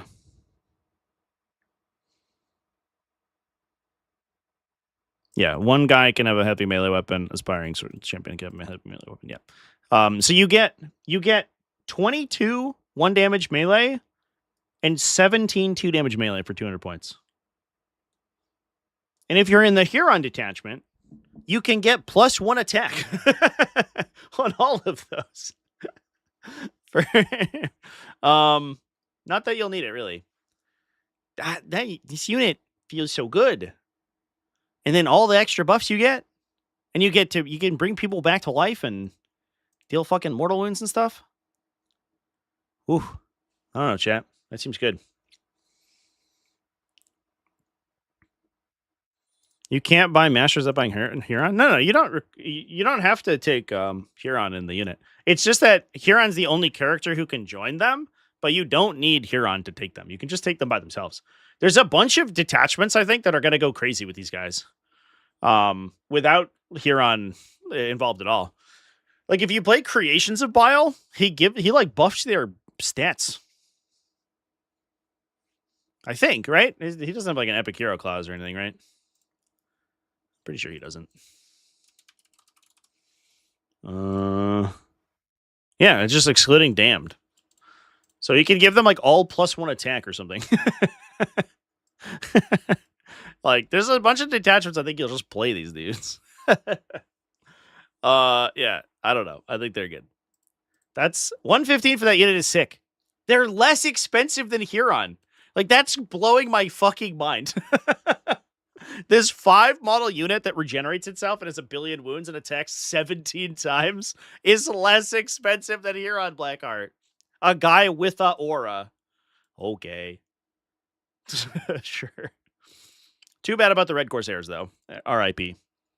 One unit might be okay because they have like they're hard to kill, and you can maybe like string for turn 1 secondaries, but like I don't know, just play Nurglings or something.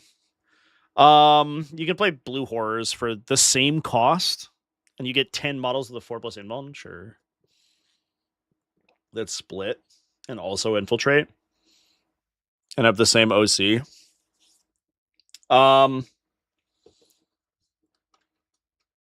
What else did we have? That was all the new units, right? I think that was all the new units. Man, Sky Reapers though, 75 points for a move 12 unit with Scout. That seems solid. I think that was right in the value where like I think they're gonna be solid if they're significantly less expensive than Swooping Hawks. And they're 20 points less. And they're better in melee. They're not as fast, and they don't do mortal wounds, but they have like a gun and they scout. So it's like in a large case a side grade. I don't know. Seems okay. All right, chat. Big thing is that Bile MOTM get battle line when joined to Legionnaires. Oh, Masters of the Maelstrom. Yeah. And can res D3 + 1. Was that a creations thing?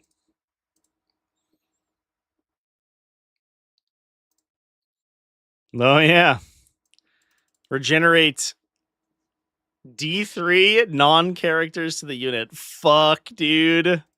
That's nuts. Oh my god. I didn't even put that together. You are so right. Oh my god. You could get like 16 wounds worth of models back for 1 CP? Bro. I guess not quite 16. It's like you need the apothecary guy alive. Oh no. You need anyone alive because then you can do the strat first and regenerate the apothecary, and then the apothecary can regenerate another guy. So you could have any one legionnaire back and regenerate almost the entire Masters of the Maelstrom. You can regenerate 15 wounds worth of models. Holy shit. What the fuck? That's actually nuts. That's so crazy. Oh boy. That's amazing. Well, it's important to note that they're not characters, chat. Tell me where you see the character keyword on this data sheet. These are not characters. Otherwise, you could not assign wounds to them when they were in a unit. They are simply epic heroes. They're not characters. I feel like we've talked about this in this interaction before.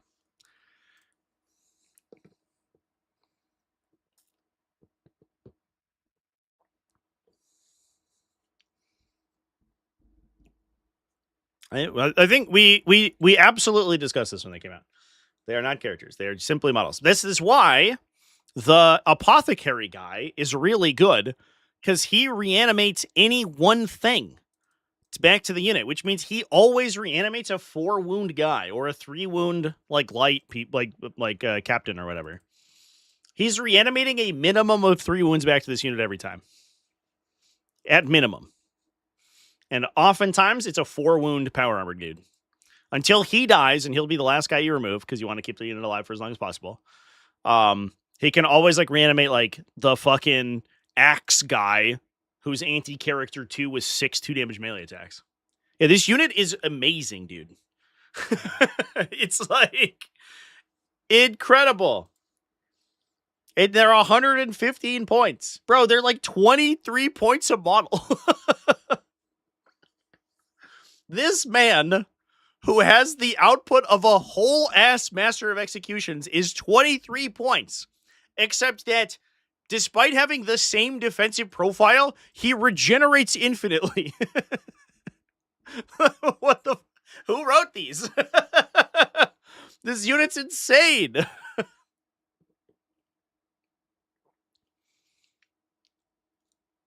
You know, would have been a steal for 140. Yeah, I think I was expecting at minimum 130 points, like 135 or something. 115 blows my mind.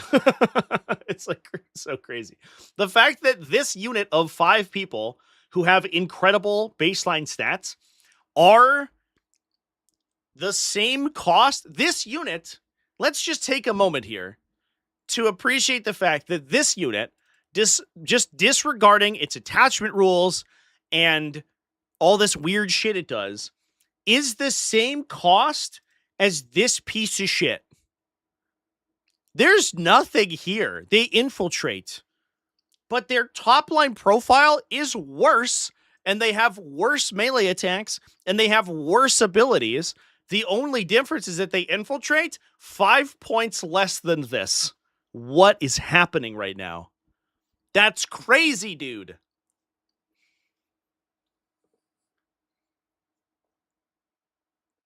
Art of War was saying 160. Yeah. Yeah, this unit is going to transform this faction in a huge way, and it's going to be crazy. Raiders should have been 90. Yeah, 100%. There's no universe where Raiders should be. I was saying like 80, 85, right? Because we were comparing them to intercessors, and you're like, you compare the two, and these guys are like have more wounds and infiltrate, but lose obsec and like 20 ranged attacks. And I was like, that's probably a side grade. But they're like, nah, they're 30 points more expensive. Sure, man. Sure. That 30-point extra wound. That's an expensive extra wound. We could also just all become epic heroes and get a trillion abilities and a million melee attacks and be the same cost. 80 would have been perfect for them to be an auto buy. I mean, like 85-ish, 90. I don't even think they're an auto include. I think you consider them. 110, not a chance. 110 is insane.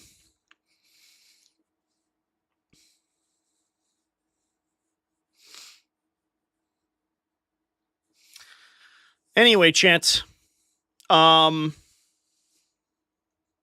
Is not having background music on the stream intentional? Yeah, a bunch of people complained about it, so I cut all the background music.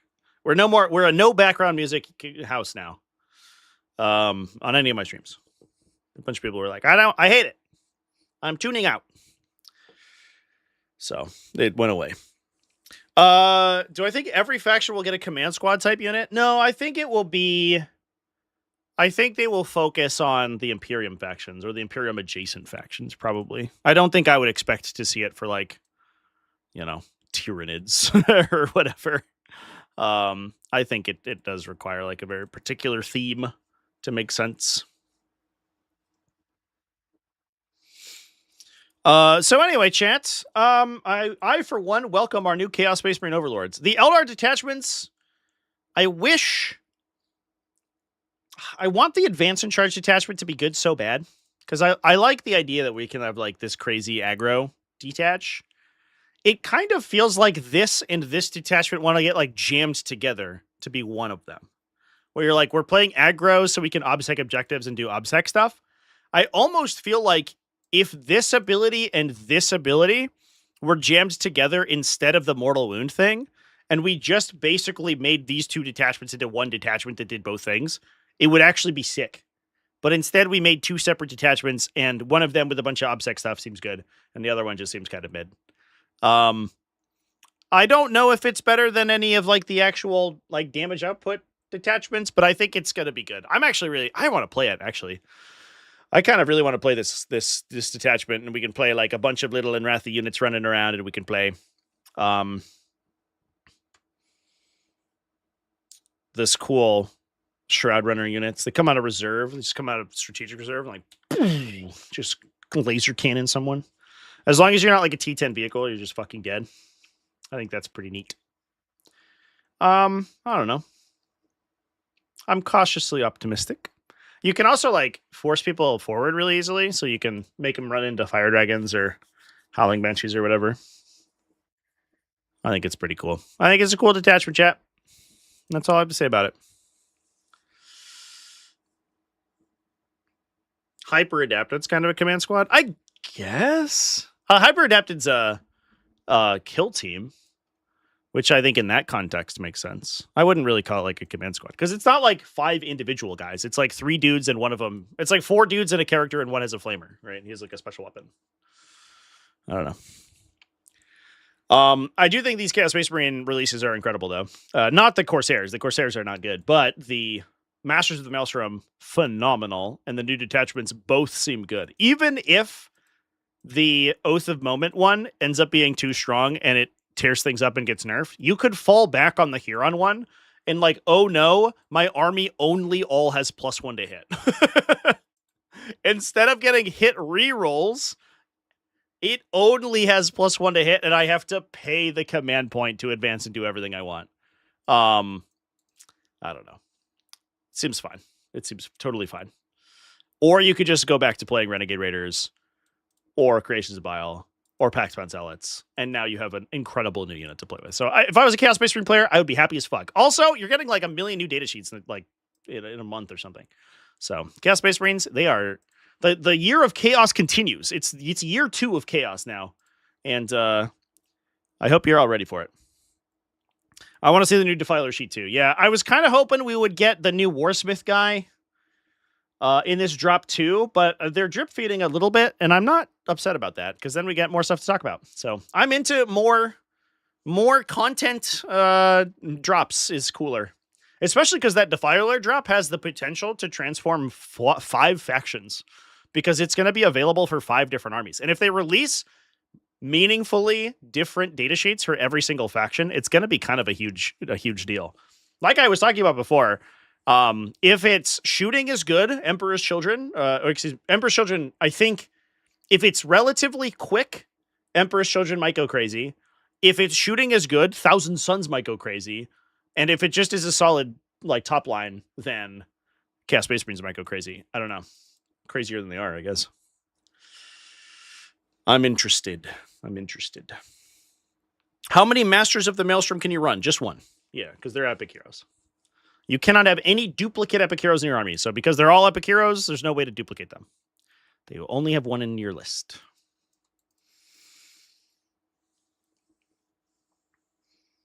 The new Defiler will get a 2+ armor save. Well, I don't know if that's the case, but we'll see. None of the other Demon engines have that. So, in fact, they explicitly removed it from the Emperor's Children ones, where they got rid of their 2+ armor save. They used to have a 2+ armor save Heldrake. When will Marnius Kalgar get Defiler armor? In the Renegade Warband, because he gets Oath of the Moment. That's where it is. Oh yeah, there's there's the fucking melee guys too. That's exciting. Hellbird's 2+ because that's the design space that they gave to box dreads. Every dreadnought has a 2+ armor save because I think that it kind of doesn't make sense because when you think about it, dreadnoughts are like significantly less well armored than a tank. But the idea is that because they up armor the sarcophagus to protect the guy inside, the vehicle has extra defenses. So the vehicle tends to have a 2+ save. So every dreadnought in the entire game has a 2+ armor save. That's just how they do it. And many of them have -1 damage as well. The Telemon and the Redemptor. All right, chat. I think I'm going to go ahead and hop off. This was a great discussion. I'm excited to give some of these new detachments a try. I think I'm going to go and have a snack. But then I will be live over on Twitch. I don't know what we're going to do. There's a not unreasonable chance we play some new Unrothy stuff. There's also a not unreasonable chance that I chicken out and we play Dawn of War. But I will be live over on Twitch in, let's say, an hour from now. So I'll see everybody over there. Thanks for hanging out with me today. And Our regularly scheduled Warhamster Wednesday will return next week, and I think I'll just take all the notes that I had for this week and then transpose them over. Did not expect to get a huge content drop today, so that's pretty exciting. So I'll see you all over there. Thanks, everybody, for chilling with me, and have a good one. Otherwise, I'll be live on Twitch basically most of the, I think every day. We have a pod final scheduled tomorrow. I'll probably game on Friday and then Sunday. And then we have a pod final scheduled on Monday as well. So lots of commentary going down on Twitch if you are interested in 40k gameplay. So I'll see you over there. And then we'll be back next week with normal stuff. So good night, everybody. Good afternoon, I guess. Thanks for watching. Keep it classy, folks, and have the happiest of the wargaming.